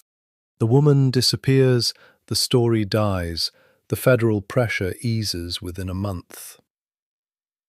"This is not complicated, Lorenzo. This is exactly the kind of decision your father would have made in an hour, not agonized over for 3 weeks like a man with no spine left. Lorenzo told Caterina later that the moment Tony said, "the woman disappears," something in him had gone very still and very cold. Not the controlled stillness she'd seen in the warehouse, but something older, more dangerous, a thing he had inherited from his father's bloodline and spent 15 years trying to bury beneath pediatric wings and recall protocols. "If anyone in this room," he had said, voice flat enough that 3 men flexibly reached for chairs to steady themselves, "lays a hand on Caterina Bellini, I will not wait for a vote. I will not consult the consigliere. I will end that person myself, and I will do it in a way that ensures every family from here to Naples understands precisely what happens to men who threaten what belongs to me." He'd looked deliberately at his cousin. "Do you understand me, Tony?" The room had gone silent, in the particular way rooms go silent when a man who has spent his life being underestimated finally shows everyone exactly how much teeth he's been hiding. "This isn't a vote you get to win by threat alone," Dominic said finally, quieter now, the room's true power broker reasserting control. "I will give you 1 week, Lorenzo. 1 week to prove this woman is not the leak, to find the actual source of the surveillance photographs, and to bring this family verifiable proof that loving her does not cost us the operation your father and grandfather spent 4 decades building. If you cannot do that, if in 1 week the evidence still points to her, or worse, to active federal cooperation, the decision will be taken out of your hands entirely, and I promise you, nephew, it will not be gentle." When Lorenzo finished telling her this, sitting across from her in the small, anonymous safe-house kitchen at 2 in the morning, Caterina understood, with cold clarity, exactly how narrow the path in front of them had become. "There's something you need to know," she said, and her voice did not shake, though every instinct screamed at her to let it.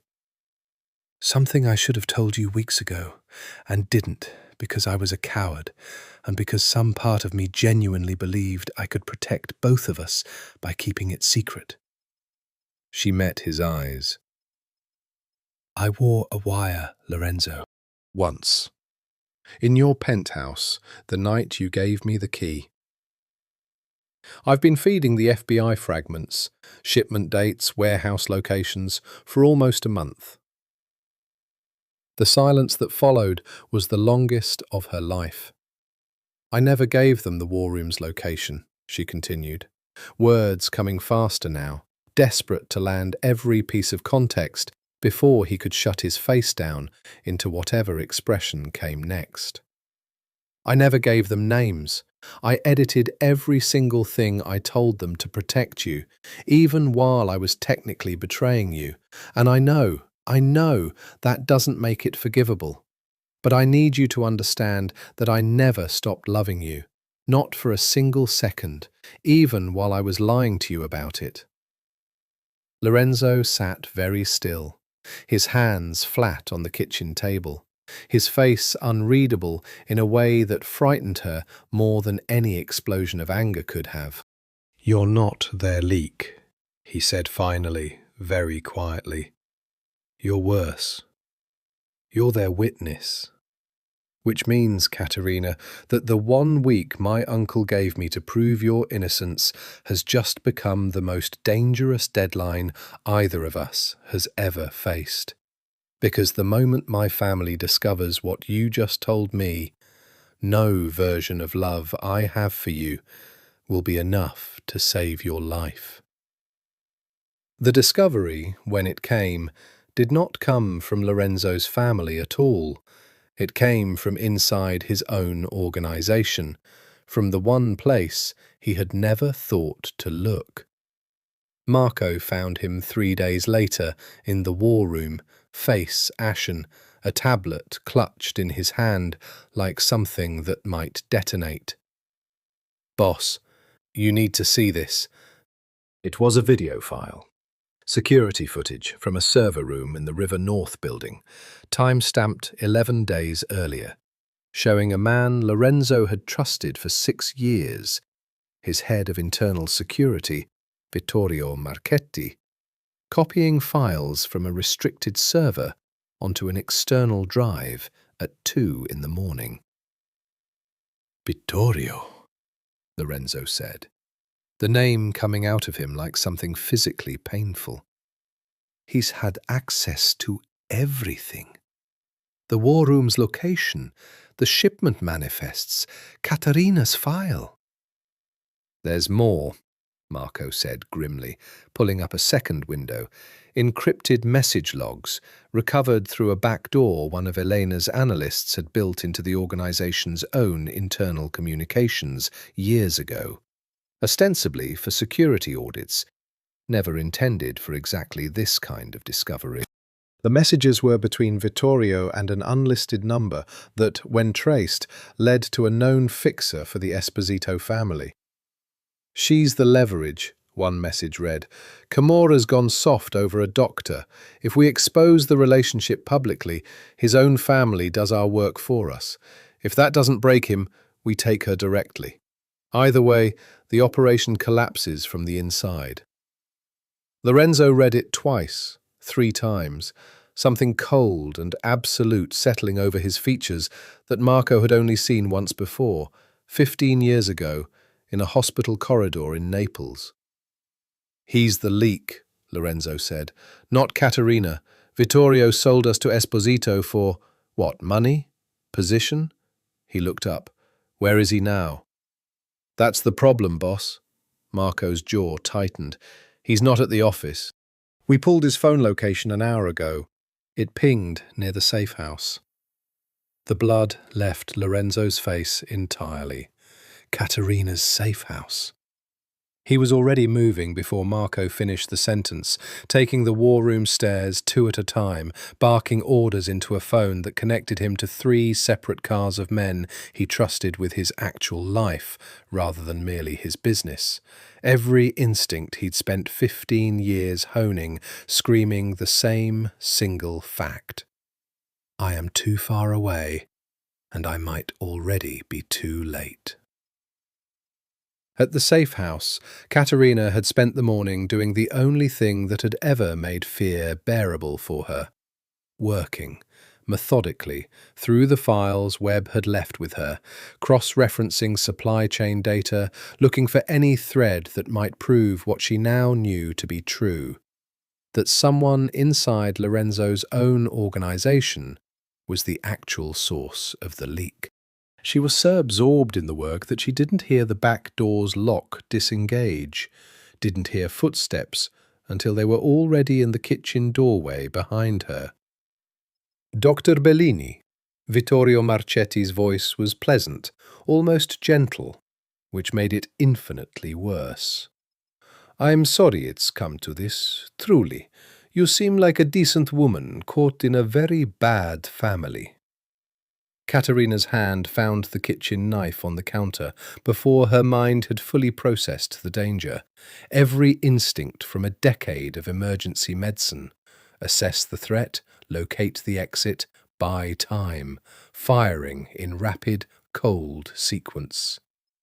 "Vittorio, I know you're Lorenzo's head of security. Whatever's happening, you don't want to—" "I want quite a lot of things, actually," he said, stepping fully into the kitchen, a gun held with the casual competence of a man who had used one before and would not hesitate to again. "I want the Esposito family's protection when this organization finally collapses, which it will, the moment word gets out that Lorenzo Camorra fell in love with an FBI informant. I want the considerable payment already wired to an account you'll never trace.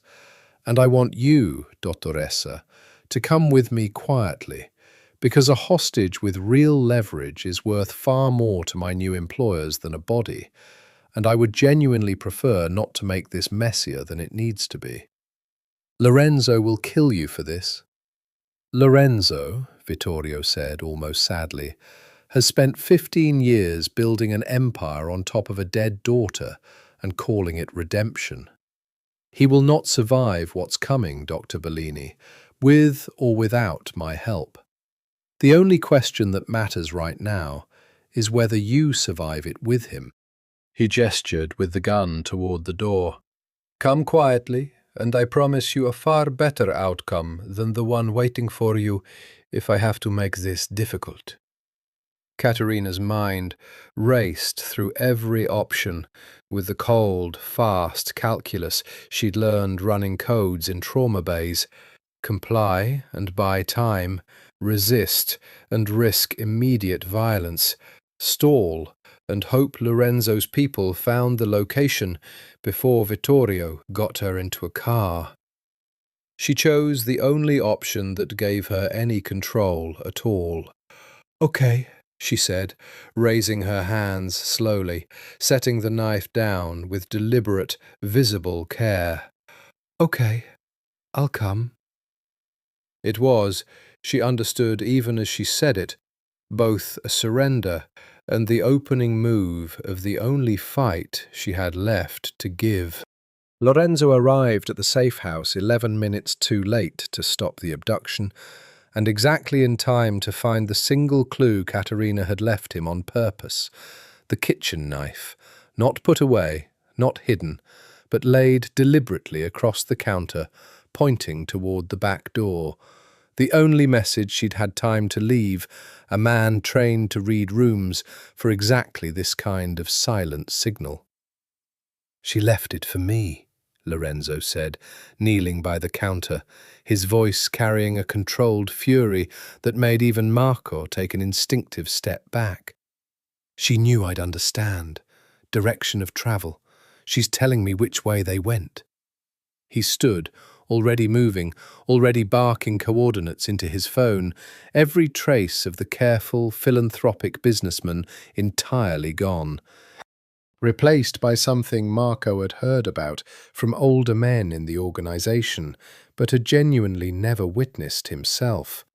The version of Lorenzo Camorra his father had been, before 15 years of grief had rebuilt him into someone gentler. Boss, Marco said carefully, jogging to keep pace. We should call this in. Federal backup, local police presence on the route? No police, Lorenzo said flatly. No federal anything. The moment law enforcement is involved, Vittorio panics, and a panicked man with a hostage and an Esposito payday waiting at the end of this does not make rational decisions. This ends with my hands, Marco, or it doesn't end at all.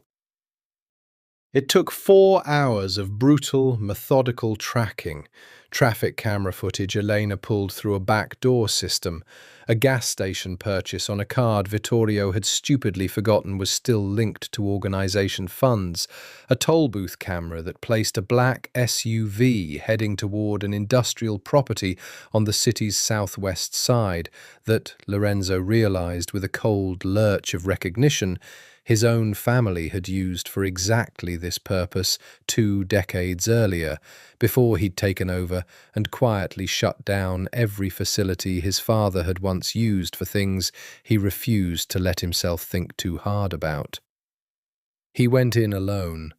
He would tell Caterina later that this was the one decision in the entire ordeal he would never apologize for, regardless of what it cost him, because the moment Marco's men surrounded the building, Vittorio's first instinct would be to use his hostage as a shield, and Lorenzo was not willing to gamble Caterina's life on anyone's aim but his own. He found them in a stripped office on the building's 2nd floor, Caterina bound to a chair, a livid bruise blooming along her jaw, where Vittorio had apparently struck her for some defiance Lorenzo would later learn had involved her telling the man, with remarkable composure for a hostage, that his entire plan was strategically incoherent and would get him killed within the week. "Lorenzo!" Vittorio's voice carried genuine surprise. He had clearly expected an army, not one man, unarmed at his sides, walking through the door with the deliberate, unhurried calm of someone who had already decided exactly how this ended. "You came alone." "That's either very brave or very stupid." "I've been told that before," Lorenzo said, eyes never leaving Caterina's, reading in one glance the controlled fear behind her steady gaze, cataloguing the bruise, the bound wrists, the small, defiant set of her jaw that told him, even now, even here, she had not stopped fighting. "Let her go, Vittorio. This is between you and me. It was always going to be between you and me. The moment you decided to betray 6 years of trust for an Esposito paycheck. You think this is about money?" Something genuinely wounded flickered across Vittorio's face. "I watched you become unrecognizable, Lorenzo.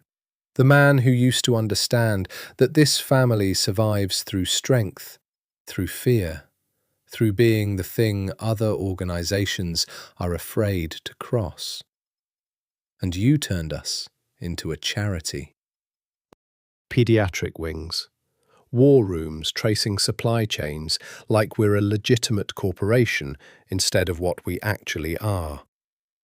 I did not betray this family. I tried to save it from a boss who fell in love with a doctor and forgot what blood we actually come from." "Then you should have come to me directly," Lorenzo said, voice dropping low, dangerous. "Instead, you sold us to a rival family, leaked photographs that destroyed a good woman's career, and put a gun on someone who has never once threatened you."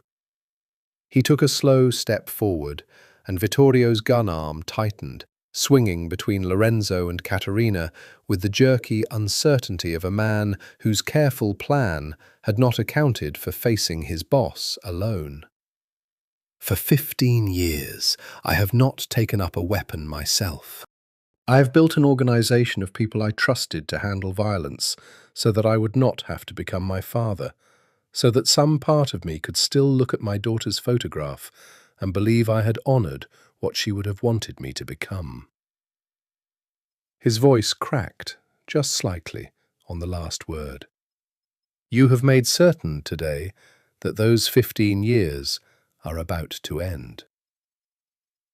What happened next took less than 4 seconds, though Caterina would replay every fraction of it for months afterward. Vittorio's gun swinging toward Lorenzo in a final desperate move, Lorenzo closing the distance between them with a speed that should have been impossible for a man who'd spent 15 years in boardrooms rather than alleys. The brief, brutal struggle that ended with Vittorio on the ground and Lorenzo standing over him, breathing hard. A gun that had been Vittorio's own, now steady in his hand. He did not fire it.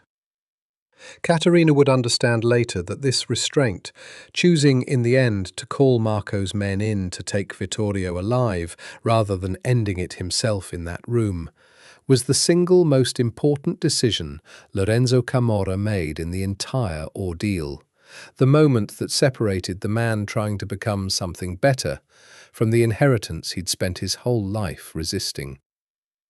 He crossed the room instead, cutting her bindings with hands that shook for the first time since she'd known him, and pulled her into an embrace so fierce it nearly hurt, his whole body trembling with adrenaline and relief, and a fear he had clearly never let himself fully feel until exactly this moment.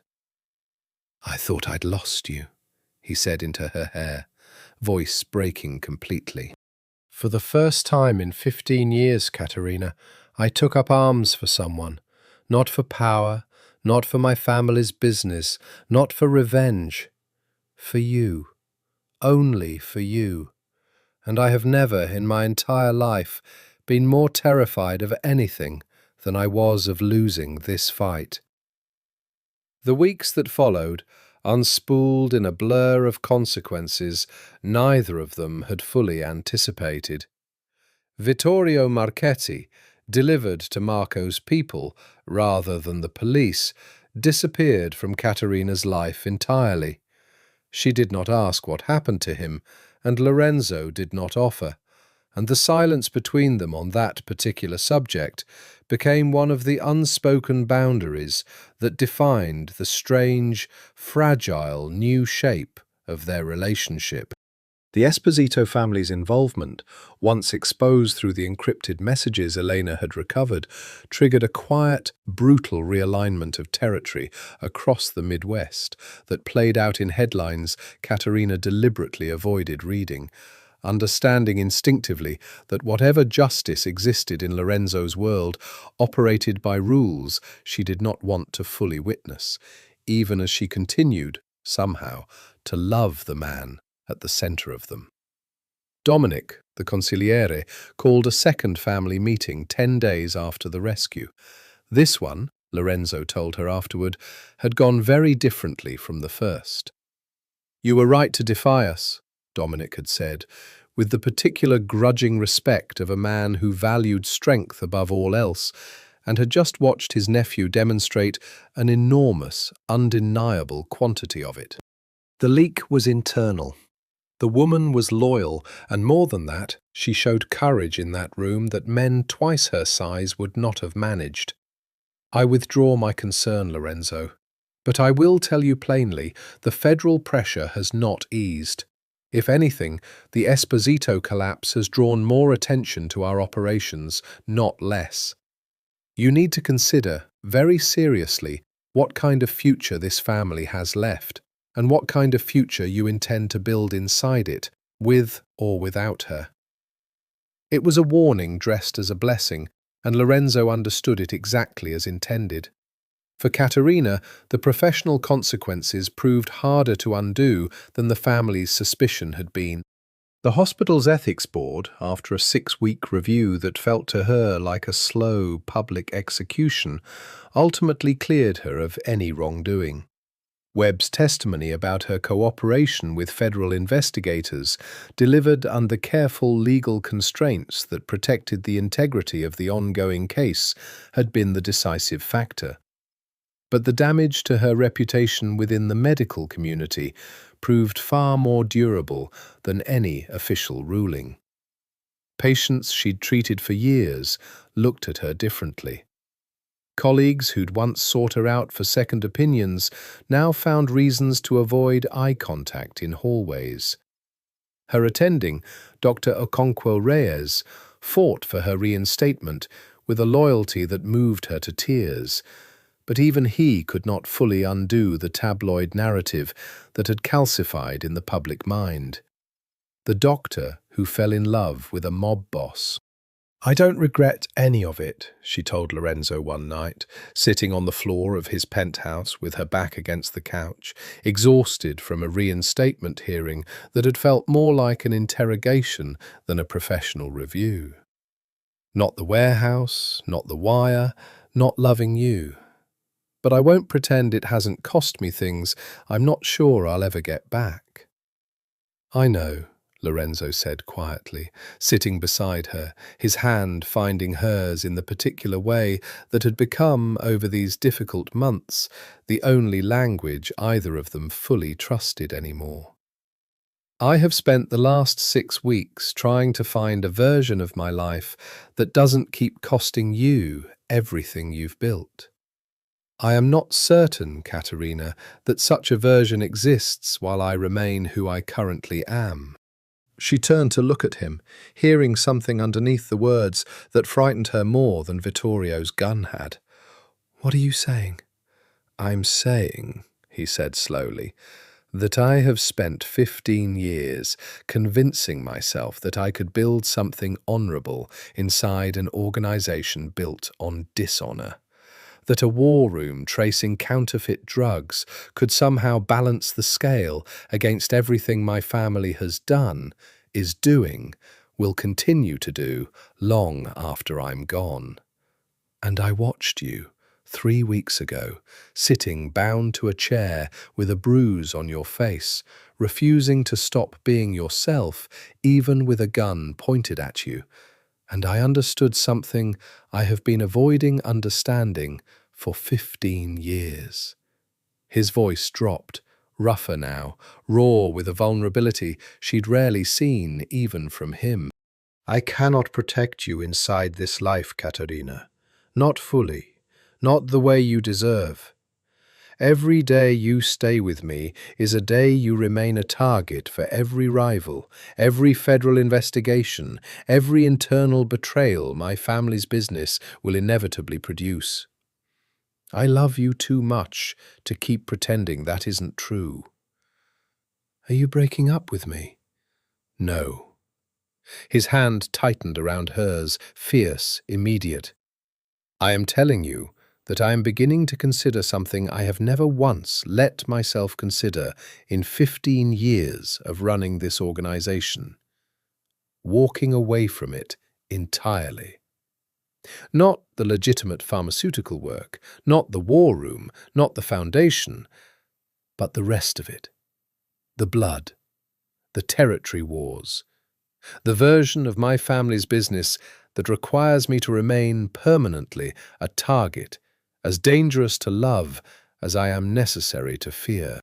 He looked at her, eyes dark and steady. I do not know yet what that would cost either of us, but I know I am no longer willing to keep choosing an empire over the only person who has ever made me want to put it down. It was, of course, never going to be as simple as wanting to walk away. Dominic made that brutally clear within a week of Lorenzo first floating the idea, in a private conversation conducted not in the basement restaurant this time, but in Lorenzo's own war room, as if the consigliere wanted the location itself to underscore the stakes of what was being discussed. You think you can simply resign, Dominic said, voice flat with a contempt Lorenzo had rarely heard directed at him before. The way a man leaves a corporate job he's grown tired of. You are not an employee, Lorenzo. You are the fourth generation of a bloodline that has run this organization for 90 years. There is no clean exit. There is no severance package. The only ways out of this family are death, federal prison, or witness protection after testifying against everyone who trusted you. And I promise you, nephew, the last option will not feel like freedom. It will feel like spending the rest of your life looking over your shoulder for the family you betrayed. I'm not interested in betraying anyone, Lorenzo said. I want to negotiate a transition. The legitimate pharmaceutical operations remain, fully, transparently legal, with proper oversight, generating more sustainable revenue than half our current territory disputes combined. The rest, the parts that require violence and federal exposure, I want to dissolve gradually, transferred to whatever family is willing to absorb the territory in exchange for guaranteed non-interference in the legitimate business going forward. Dominic's laugh held no warmth at all. You want to hand our territory to the Espositos, the same family that just tried to kidnap your girlfriend, and trust them to leave us alone out of professional courtesy? Not the Espositos. The Marinellis in Cicero. They've wanted expanded territory for a decade and have always respected the boundaries of operations they don't directly control. Lorenzo's voice carried the careful precision of a man who had clearly spent weeks wargaming exactly this conversation. It's not betrayal, Uncle. It's succession planning, the way every legitimate business eventually transitions when its leadership decides a different path serves the organization's long-term survival better than the status quo. And if I refuse to support this transition, then I will do it without your support, Lorenzo said quietly, and I will hope, for the sake of the relationship we've shared my entire life, that you choose not to stand in the way of the first decision I have ever made entirely for myself, rather than for this family's expectations. The negotiation that followed consumed the better part of 2 months. Careful, dangerous conversations conducted through trusted intermediaries with the Marinelli organization, a gradual, deliberate withdrawal from territory disputes that had to look, to outside observers and rival families alike, like organic, strategic repositioning rather than the controlled collapse of a 90-year dynasty. Caterina watched it unfold from a careful distance, understanding instinctively that her direct involvement in these negotiations would only complicate an already volatile process. But she felt the toll it took on Lorenzo every night he came home, increasingly rare nights as the work consumed him, looking older, more exhausted, carrying the particular weight of a man dismantling the only inheritance he'd ever been given. "Do you regret it?"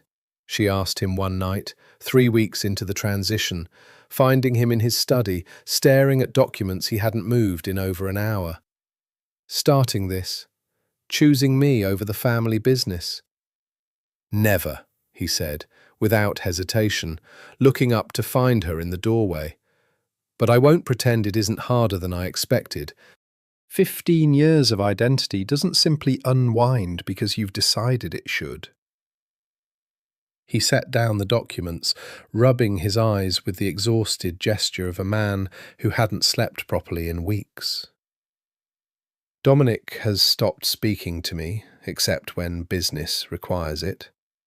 Tony has been making comments to the other capos that I'm certain are meant to reach my ears, questioning my judgment, my loyalty, whether a man this distracted by a woman is fit to lead the family through a transition this delicate."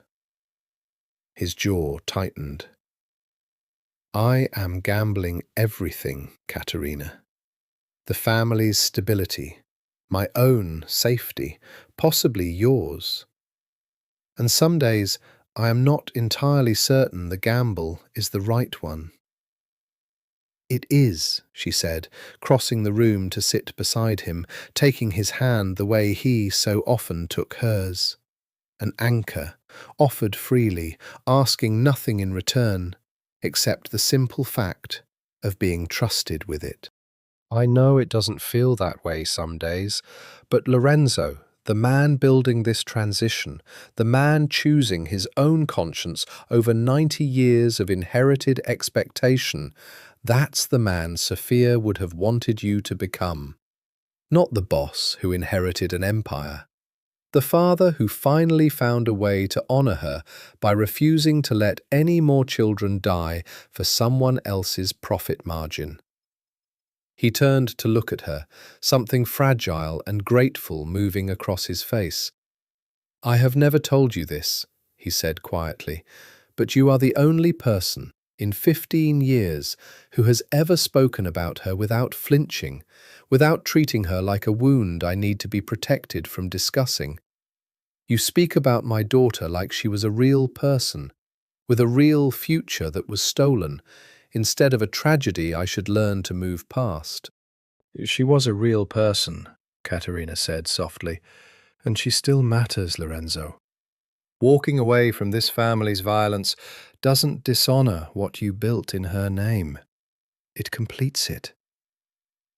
It was, neither of them yet knew, the calm before the storm that would finally force their hand.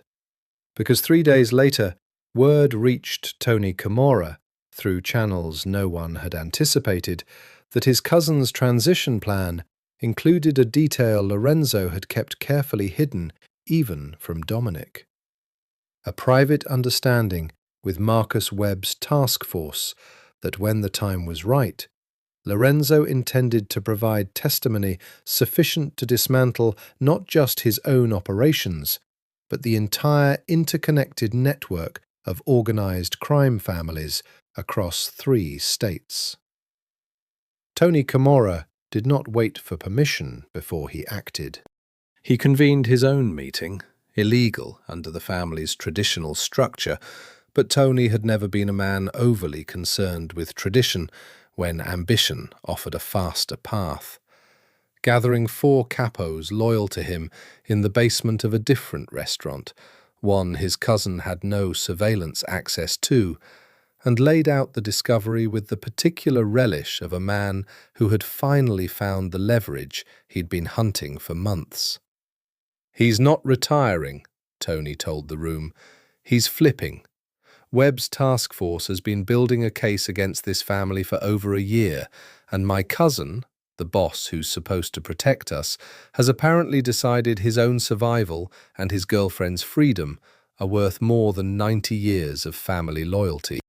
He let the accusation settle, watching it land on faces that had served the Camorra name since before Tony was born. "I have proof.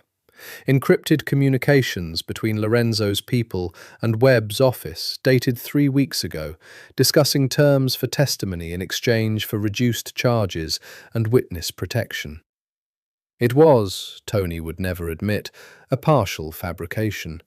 The communications were real, intercepted through a contact inside the federal building's IT department, but the terms had not yet been finalized, the testimony not yet committed to. Tony understood, with the cold pragmatism of a man who had waited his entire life for exactly this opportunity, that the difference between considering testimony and committed traitor mattered far less than how convincingly he could present the accusation to men who had spent their whole lives being taught that betrayal was the only unforgivable sin. "The family's law is clear," Tony continued, voice hardening. "A boss who turns informant doesn't get a grace period for good behavior. He gets the same sentence anyone else would receive for selling out 90 years of blood. And the woman who turned him soft enough to consider it dies with him, so there's no witness left to testify, no leverage left for the federal government to use." The vote that followed was not unanimous. 2 of the 4 capos hesitated, uncertain about moving against a sitting boss without Dominic's explicit approval. But Tony had counted votes before convening the meeting and knew, with the precision of a man who'd spent years preparing for exactly this moment, that 3 votes were enough to authorize what came next. Dominic learned of the order 4 hours later, far too late to stop its initial momentum, and immediately understood the catastrophic position it placed him in. Caught between loyalty to a nephew he had personally trained, doubt about whether that nephew's transition plan truly included betrayal, and the brutal political reality that openly opposing Tony's faction now, with the order already issued, risked tearing the entire organization apart in a civil war that would leave both Camorra cousins dead and the family's territory carved up by rivals within a month. He chose the only option that preserved any possibility of a future. He called Lorenzo directly, voice carrying none of its usual cold authority, stripped down to something almost paternal in its urgency. "Tony has issued a kill order," Dominic said without preamble the moment Lorenzo answered. "On you and on Caterina. He claims he has proof you're cooperating with the federal task force, proof I have not personally verified, and proof I do not fully trust, but proof that has already convinced enough of the family's capos to authorize action. You have hours, Lorenzo, not days. Whatever you intend to do, you need to do it now." Lorenzo's blood went cold. Whose hand is carrying it out? Tony's, personally, with 2 men loyal to him. They left 20 minutes ago. I don't know their exact destination, but given the timing, I would assume they're heading for your apartment first, and Caterina's hospital second. She's not at the hospital. She's reinstated, but on a modified schedule. Lorenzo was already moving, grabbing his coat, his phone pressed to his ear with one hand, while the other reached for a gun he kept locked in his study, a weapon he had not touched in 15 years, and now found himself reaching for with grim, practiced certainty. "Dominic, why are you telling me this? You could let this happen. It solves your problem with me as cleanly as anything could." A long silence on the line.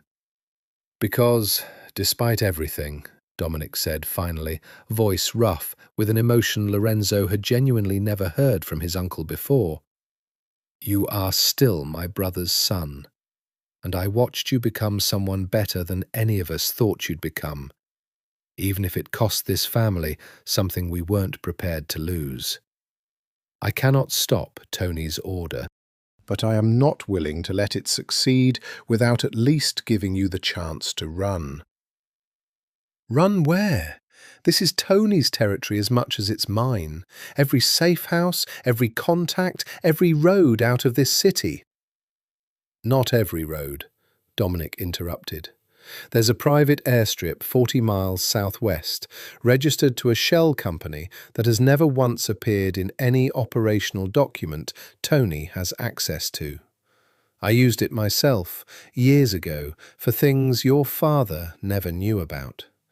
The plane is fueled and ready within the hour if you call the number I'm about to send you." A pause, heavy with everything neither man could quite say. "Get her, Lorenzo. Get out.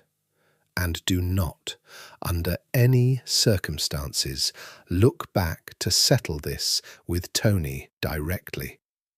That is exactly the confrontation he is hoping you'll choose, because it gives him the justification he needs to finish what tonight's order started." Lorenzo was already in the car, Marco driving with white-knuckled urgency through streets that suddenly felt like enemy territory, in a city he'd spent his entire life believing belonged to him. "Caterina," he said into the phone, the moment her line connected, voice raw with a fear that cut through every careful control he'd built over 15 years. "Listen to me very carefully. I need you to leave wherever you are right now and meet me at the corner of Halstead and Roosevelt in exactly 12 minutes. Don't ask why. Don't pack anything. Just go, now, and trust me the way you trusted me in that warehouse 15 months ago, when you looked a dangerous man directly in the eye and decided to believe him anyway." She was waiting at the corner when Marco's car pulled up. Exactly 12 minutes later, no questions asked, every instinct from a decade of medical training telling her that some emergencies didn't allow time for explanation before action. "Get in," Lorenzo said, already reaching to pull the door shut behind her before the car had fully stopped moving, Marco accelerating away from the curb with a precision that suggested he'd planned this exact escape route days, not minutes, in advance. "Tony's issued a kill order on both of us. We have a plane waiting 40 miles from here, and after that, I genuinely do not know." Caterina's hands found his without hesitation, steadier than either of them expected. "Tell me what you need from me." "I need you to understand," Lorenzo said, voice tight with the particular controlled urgency of a man holding back panic through sheer force of will, "that the moment we get on that plane, we are choosing a life neither of us has ever lived. No hospital, no residency, no penthouse, no foundation, no name either of us currently carries. 48 hours from now, if we are very, very lucky, we are alive somewhere Tony cannot reach us, and we begin building an entirely different existence from absolutely nothing." His grip on her hand tightened. "I need to know, Caterina, before we get on that plane, whether you are willing to choose that life, because I will not force this on you. If you want out, If you want Webb's protective custody instead, the federal program, instead of running with a man your own government is actively investigating, I will make Marco take you there right now, and I will face whatever comes next alone, because I would rather lose you to safety than keep you and lose you to violence instead. I already chose, Caterina said, voice fierce despite the tears she could feel building behind her eyes. I chose in a warehouse 15 months ago. I chose every single day since, even when it cost me my career, even when I was terrified of what loving you actually meant. I am not choosing differently now because the stakes finally caught up to the choice I already made. She pulled his hand to her chest, holding it against her racing heart. Wherever we're going, Lorenzo, I'm going with you. That's not negotiable. The 48 hours that followed unfolded like a fever dream. Neither of them would ever fully describe to anyone, even years later, even once the danger had long passed. The private airstrip Dominic had described proved real. The plane fueled and waiting exactly as promised, piloted by a man who asked no questions and clearly had been paid years earlier for exactly this kind of discretion. They flew first to a small regional airport in Michigan, then transferred, under names neither of them recognized as their own, to a second flight that took them, finally, exhausted and shaking with adrenaline that had nowhere left to go, to a private location Lorenzo would only describe as somewhere Tony has never once had reason to look. It was there, in a cramped, anonymous safe house, owned by a contact so far removed from the Camorra organization that even Dominic didn't know about it, that Lorenzo finally called Marcus Webb directly. The call neither of them had ever expected him to make voluntarily. Delivered now not as an informant cooperating under duress, but as a man with no other path left to survival. I want to testify, Lorenzo said, the moment Webb answered, his voice carrying none of its usual control, stripped down to raw, exhausted honesty. Full cooperation. Every operation, every name, every shipment route I have knowledge of, going back 15 years. I want witness protection for myself and for Caterina, and I want it processed faster than your bureaucracy typically allows, because there is currently a kill order on both our lives, and we have at most another day before Tony's people find the trail we left getting here. There was a long silence on the line. Webb, Caterina would learn later, had spent 14 months building toward exactly this outcome, and still found himself genuinely stunned to be receiving it through a phone call rather than years of additional pressure. You understand what full cooperation means, Webb said finally, voice careful. Not just Meridian Pharma, not just the counterfeit pharmaceutical operation. Everything, Lorenzo.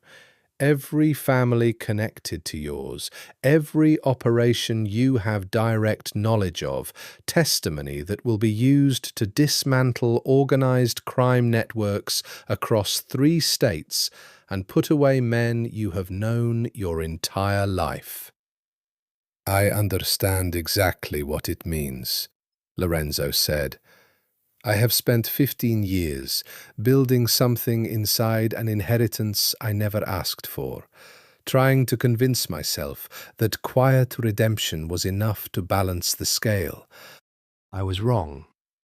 The only way to actually balance it, the only way to actually become the man I want Caterina to spend the rest of her life with, the man my daughter would have wanted me to become, is to finish what I started, all the way through, regardless of what it costs me. His voice broke just slightly on the last words. I am asking for protection for the woman I love, Agent Webb, and I am offering you everything I have in exchange for it. That is not a negotiation. It is the only choice I have left that I can live with. I can have a protective detail to your location within 6 hours, Webb said. But Lorenzo, once this starts, there's no walking it back. Once you're in the system, once your testimony is on record, you cannot decide 3 weeks from now that you've changed your mind. Are you certain? Lorenzo looked across the small, anonymous room at Caterina, exhausted and frightened and utterly, unwaveringly present beside him through every terrifying hour of the last 2 days, and felt, for the first time in 15 years, something that was not quite peace, but was close enough to recognize as its distant cousin. I have never been more certain of anything in my life, he said. The federal protective custody process moved with a speed that surprised even Webb, who had spent 14 months watching this exact case crawl through every conceivable bureaucratic delay. Caterina and Lorenzo spent the first 3 weeks in a secure federal facility outside the city, separated for portions of each day for individual debriefing. Lorenzo's sessions stretching 12 hours at a time as he laid out, with the same meticulous precision he'd once used to trace counterfeit pharmaceutical shipments, the entire architecture of an organization 4 generations deep. Names, dates, bank accounts routed through 3 countries.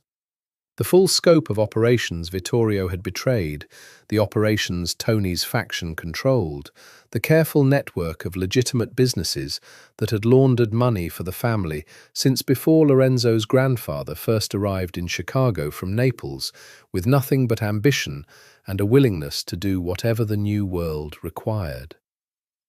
You don't have to watch any of it, Webb told Caterina gently, during one of the rare hours they were permitted together, finding her in the facility's small common room, staring at a muted television, where a news segment about a series of coordinated federal raids played silently across the screen. The arrests are happening as we speak, but you're not required to follow the coverage if it's too much. I want to know, Caterina said quietly. I owe it to Walter Hines' widow at minimum to understand exactly what this cost and what it bought. What it bought over the following months proved to be substantial. 41 arrests across 3 states, including Tony Camorra himself, taken into custody at a property he'd believed secure precisely because Lorenzo's testimony had identified it as one of the few locations even Dominic hadn't known about. Dominic himself was charged, but, through a careful plea arrangement his own decades of caution had clearly anticipated, received a significantly reduced sentence in exchange for corroborating testimony that filled gaps even Lorenzo's account couldn't reach. The Esposito family's West Coast operations collapsed within weeks, destabilized by the same federal pressure that had originally driven Vittorio's betrayal, an irony Lorenzo noted with a grim, exhausted satisfaction during one of his final debriefing sessions. The legitimate pharmaceutical operations Lorenzo had spent 15 years building survived, transitioned through careful legal arrangements into an independent foundation that continued funding the pediatric cardiac unit at Northwestern Memorial under new, transparent leadership with no connection to either Lorenzo or the Camorra name. A final act of penance, Caterina understood, for a man determined to make certain that whatever good he'd built outlasted the empire it had grown from. The trial itself, when it finally came, unfolded over 6 grueling weeks that Caterina watched in careful, anonymized snippets through Webb's office, never permitted to attend in person for security reasons that no longer required explanation. She watched, through second-hand accounts and the occasional photograph Webb shared against strict protocol, as Lorenzo Camorra sat in a federal courtroom and testified in methodical, devastating detail against the only family he had ever known. He did not flinch from any of it, Webb told her afterward. He answered every question with the same precise honesty he'd shown in their very first debriefing session, including the questions that clearly cost him the most, questions about his own violence, his own complicity in 15 years of an organization's brutality, delivered without the careful distance of a man trying to minimize his own guilt. "I am not here today because I believe I have earned forgiveness," Lorenzo told the courtroom, in testimony that would later be quoted in 3 separate news outlets. "I am here because I spent 15 years telling myself that controlling violence from the inside was different from committing it. And I have come to understand that the distinction was a comfortable lie I told myself to survive what I had become. I cannot undo what this organization has done, what I personally have done. I can only offer this testimony, in full, in the hope that it prevents even a fraction of the harm I spent 15 years failing to fully prevent myself." Tony Camorra, convicted on racketeering and conspiracy to commit murder charges related to the kill order, received a sentence of 32 years. Vittorio Marchetti, located eventually through a federal task force operating in coordination with Lorenzo's testimony, received 22 years for his role in the Esposito conspiracy. Dominic, his cooperation weighed carefully against decades of leadership within the organization, received 8 years, eligible for parole in 5. Lorenzo himself, under the terms of his cooperation agreement, received a significantly reduced sentence, 18 months, the majority of which the court agreed to convert into supervised service requirements, given the scope and value of his testimony, followed by entry into the Federal Witness Protection Program alongside Caterina, whose own cooperation, beginning with 3 months of carefully edited intelligence fed through Marcus Webb's careful guidance, was formally acknowledged as instrumental to the case's success. 18 months, Caterina said, the night the sentencing was finalized, sitting across from Lorenzo in the small federal housing unit they'd been assigned during the final stage of the process, both of them still adjusting to the strange, suspended reality of a life paused between one identity and the next. "I can survive 18 months. I've survived worse." "I know you can," Lorenzo said, reaching for her hand across the small table, the gesture as natural now as breathing, 15 months and a lifetime of danger having worn away every hesitation either of them once carried. "But Caterina, I need you to understand something before this next chapter begins. Whatever name they give us when this is finished, whatever city, whatever life we're permitted to rebuild, I am not the same man who stood in a warehouse and told you I hadn't decided whether you were the bravest woman I'd ever met or the stupidest." His thumb traced slow circles across her knuckles, the same gesture that had undone her completely on their second real conversation, 15 months and an entire transformed life ago. "I am simply a man who loves you, with nothing left to offer except the truth and the hope that it's finally, after everything, enough." The Federal Witness Protection Program, Caterina learned, was a far stranger and more bureaucratically mundane process than any of the espionage films had prepared her for. A series of careful interviews about preferences, skill transferability, regional safety assessments, and finally, after months of careful planning, a single meeting with a placement coordinator who slid 2 folders across a plain conference table with the unceremonious efficiency of a woman who had done this hundreds of times before. Rome, the coordinator said, was Mr. Camorra's request, given his family's historical roots in Italy and his fluency. We've coordinated with Italian authorities for a parallel protection arrangement. Unusual, but his testimony's value to ongoing international investigations made the cross-border cooperation worth the additional complexity. You'll have new identities, fully documented, fully integrated into Italian systems. New names, new histories, consistent enough to withstand scrutiny, but flexible enough to let you build whatever life you actually want underneath them. Caterina opened her folder with hands that, after everything, the warehouse, the wire, the kidnapping, the kill order, 18 months of a life lived in careful, monitored fragments, still managed to shake with something that felt, for the first time in longer than she could remember, genuinely close to hope. Caterina Conti, physician. Relocating from the United States following the completion of an international medical fellowship, she would, the documentation explained, be eligible to sit for Italian medical licensing exams within 6 months. Her residency credentials transferable through a careful bureaucratic process the placement coordinator assured her had already been quietly initiated. A new hospital, a new specialty track if she wanted one, pediatric cardiology perhaps, a direction she'd been quietly considering since the night Lorenzo first told her about Sophia, though she hadn't yet said this out loud to anyone, including herself. Lorenzo's folder, beside hers, read, Lorenzo Conti, independent pharmaceutical consultant. A name that preserved, in its quiet way, the family she'd carried with her, attached now to a man building an entirely different kind of legacy.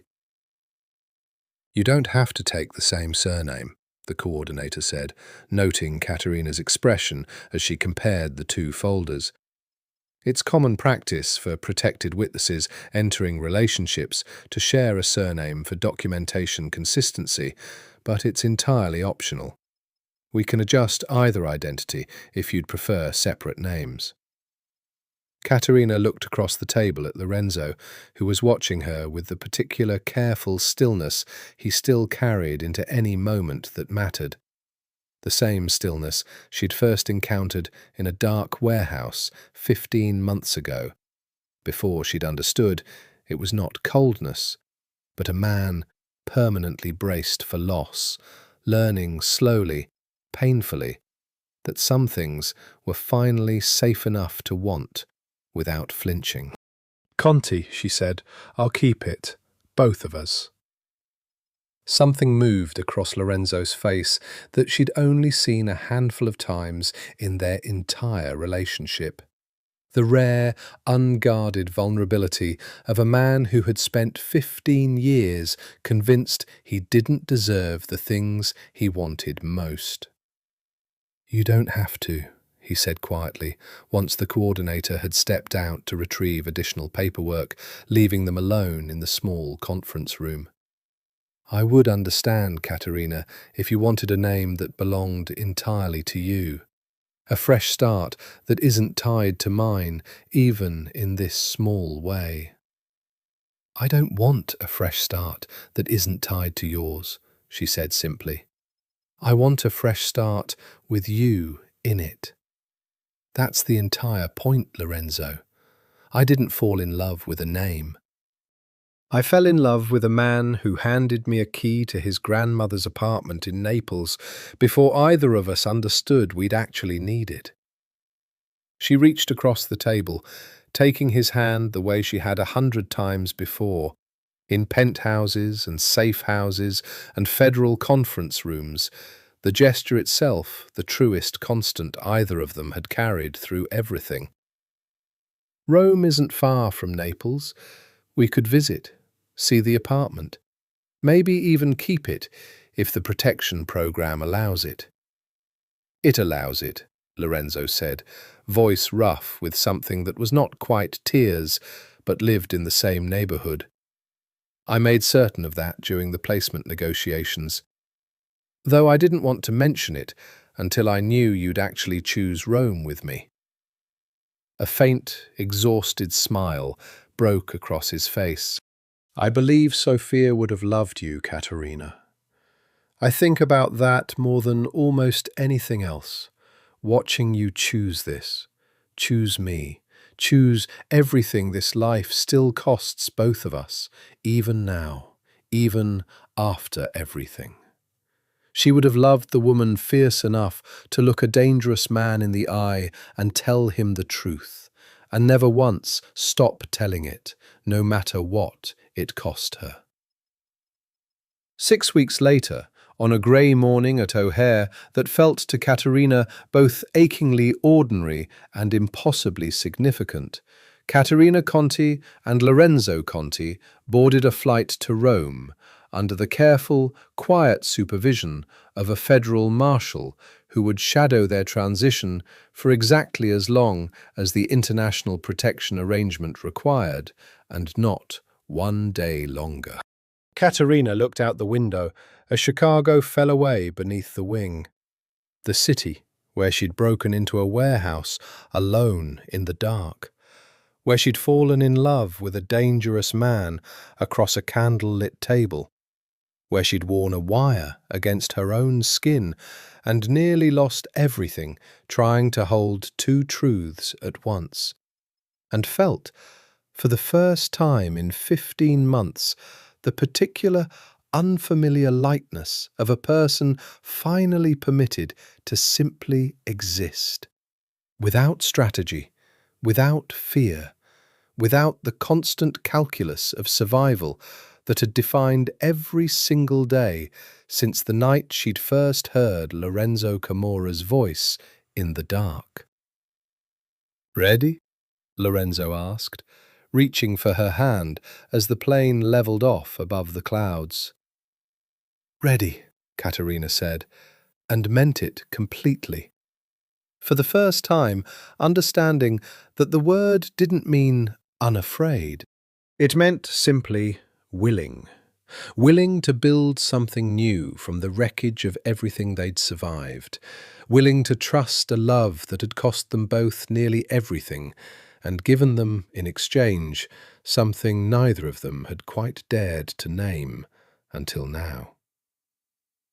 Rome, in late spring, smelled of jasmine and exhaust, and something underneath both that Caterina would come to understand over the following months as simply the smell of a city old enough to have survived everything and forgotten nothing.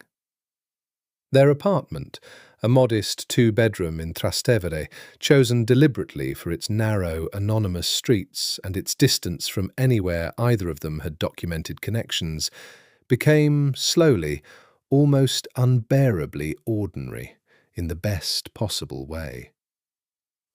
Caterina sat for her Italian medical licensing exams 8 months after their arrival, passing with a score that earned her a position at a respected paediatric cardiology fellowship in a hospital 20 minutes from their front door.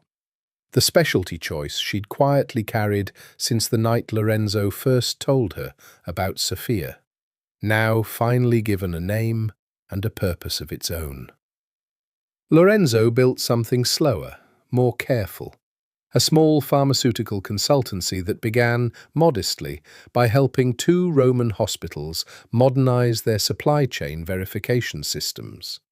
The exact skill set 15 years of building Meridian Pharma's war room had given him, now stripped entirely of the empire it had once served. It would never make him wealthy in the way the Camorra name once had. He did not seem to mind. They did not speak often about Chicago. The trial's aftermath continued to unfold from a distance, mediated through careful, infrequent communications with Marcus Webb, who called every few months with updates neither of them particularly wanted, but both felt obligated to receive. Tony's appeal denied, Dominic's parole hearing scheduled. The slow, methodical dismantling of an organisation that had once defined every hour of Lorenzo's life, now reduced to brief clinical phone calls in a language that felt increasingly like it belonged to someone else's history. "Do you miss it?" Caterina asked him once, 18 months into their new life. Lying together on the small terrace of their apartment, the Roman evening settling gold and warm around them. Any of it. The penthouse, the power, the version of yourself who walked into rooms and watched people go quiet. Lorenzo considered the question with the same careful honesty he brought to everything now. The performed confidence of his old life worn away entirely, replaced by something quieter and, Caterina thought, infinitely more genuine. "Sometimes," he admitted. "Not the violence, never the violence. But there was a version of competence in that life. A sense of controlling something vast and dangerous, that this quieter version of myself sometimes misses. The way I imagine a soldier misses the clarity of combat, even while being grateful for peace." He turned to look at her, the last gold light catching the grey that had spread further through his hair over the past 2 years. "But then I remember what that competence actually cost. You, bound to a chair with a bruise on your jaw. Sophia, 6 years old, in a hospital bed I have spent 20 years trying not to remember in too much detail. Walter Hines's widow twisting a tissue into a wet rope in a family room I will think about for the rest of my life." His hand found hers, the gesture as natural now as it had been from the very beginning. "No, Caterina, I do not miss it. I miss, sometimes, the idea of who I thought I was inside it. But I have become someone better since I let it go, and that man, the one sitting here with you on this terrace in this ordinary, extraordinary life, is the only version of myself I have ever actually wanted to be." It was that autumn, 2 years and 4 months after their arrival in Rome, that Caterina received the envelope. It arrived through a careful chain of forwarding addresses Webb had helped establish, a final, formal closure to a chapter of her life she'd thought entirely finished. Her dissertation, revised and finally published in a peer-reviewed journal of pharmaceutical policy. The names redacted, as she'd promised herself in that warehouse over 3 years earlier. The real architects of the counterfeit drug network named and prosecuted. Lorenzo's role in both the crime and its dismantling preserved only in federal records, sealed for the protection of an ongoing witness program. The envelope contained a single printed copy of the published paper, a brief congratulatory note from her former attending, Dr. Okonkwo Reyes, who had somehow, through channels she chose not to investigate too closely, learned enough about her continued existence to send his genuine pride across an ocean and a new identity. She read the paper that evening on the terrace, Lorenzo beside her, watching the sun set over rooftops the colour of old terracotta, and felt something settle in her chest that she recognised, finally, as peace. Not the absence of everything they'd survived, but the slow, hard-won integration of it into a life that had room now for both grief and joy to coexist without either one consuming the other. "It's done," she said softly, setting the paper down. "All of it. Walter Hines, Loretta Vance, Dwight Okafor. Their families finally have the full truth, published, permanent, impossible to bury again. It's done," Lorenzo agreed, pulling her closer against his side, the city settling into evening around them, jasmine and old stone, and the particular gold light that made Rome feel, even after 2 years, like a place that had been waiting for them their entire lives. And we're still here, together, after everything that should have ended this story a dozen different ways. Caterina turned to look at him. This man who had once told her in a dark warehouse that he hadn't decided whether she was the bravest woman he'd ever met or the stupidest. This man who had handed her a key to his grandmother's apartment before either of them understood they'd need it.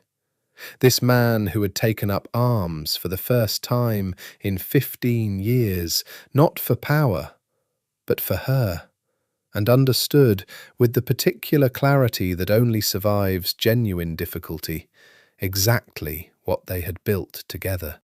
"If you want to find me," she said, quoting back to him, softly, the words from a note that had once changed the entire shape of her life, though the context had long since transformed into something gentler. "You don't have to look very far anymore." "No," Lorenzo agreed, drawing her hand to his lips, the Roman evening deepening around them into the particular blue dark that belonged, now, entirely to the life they'd chosen together. "I never do."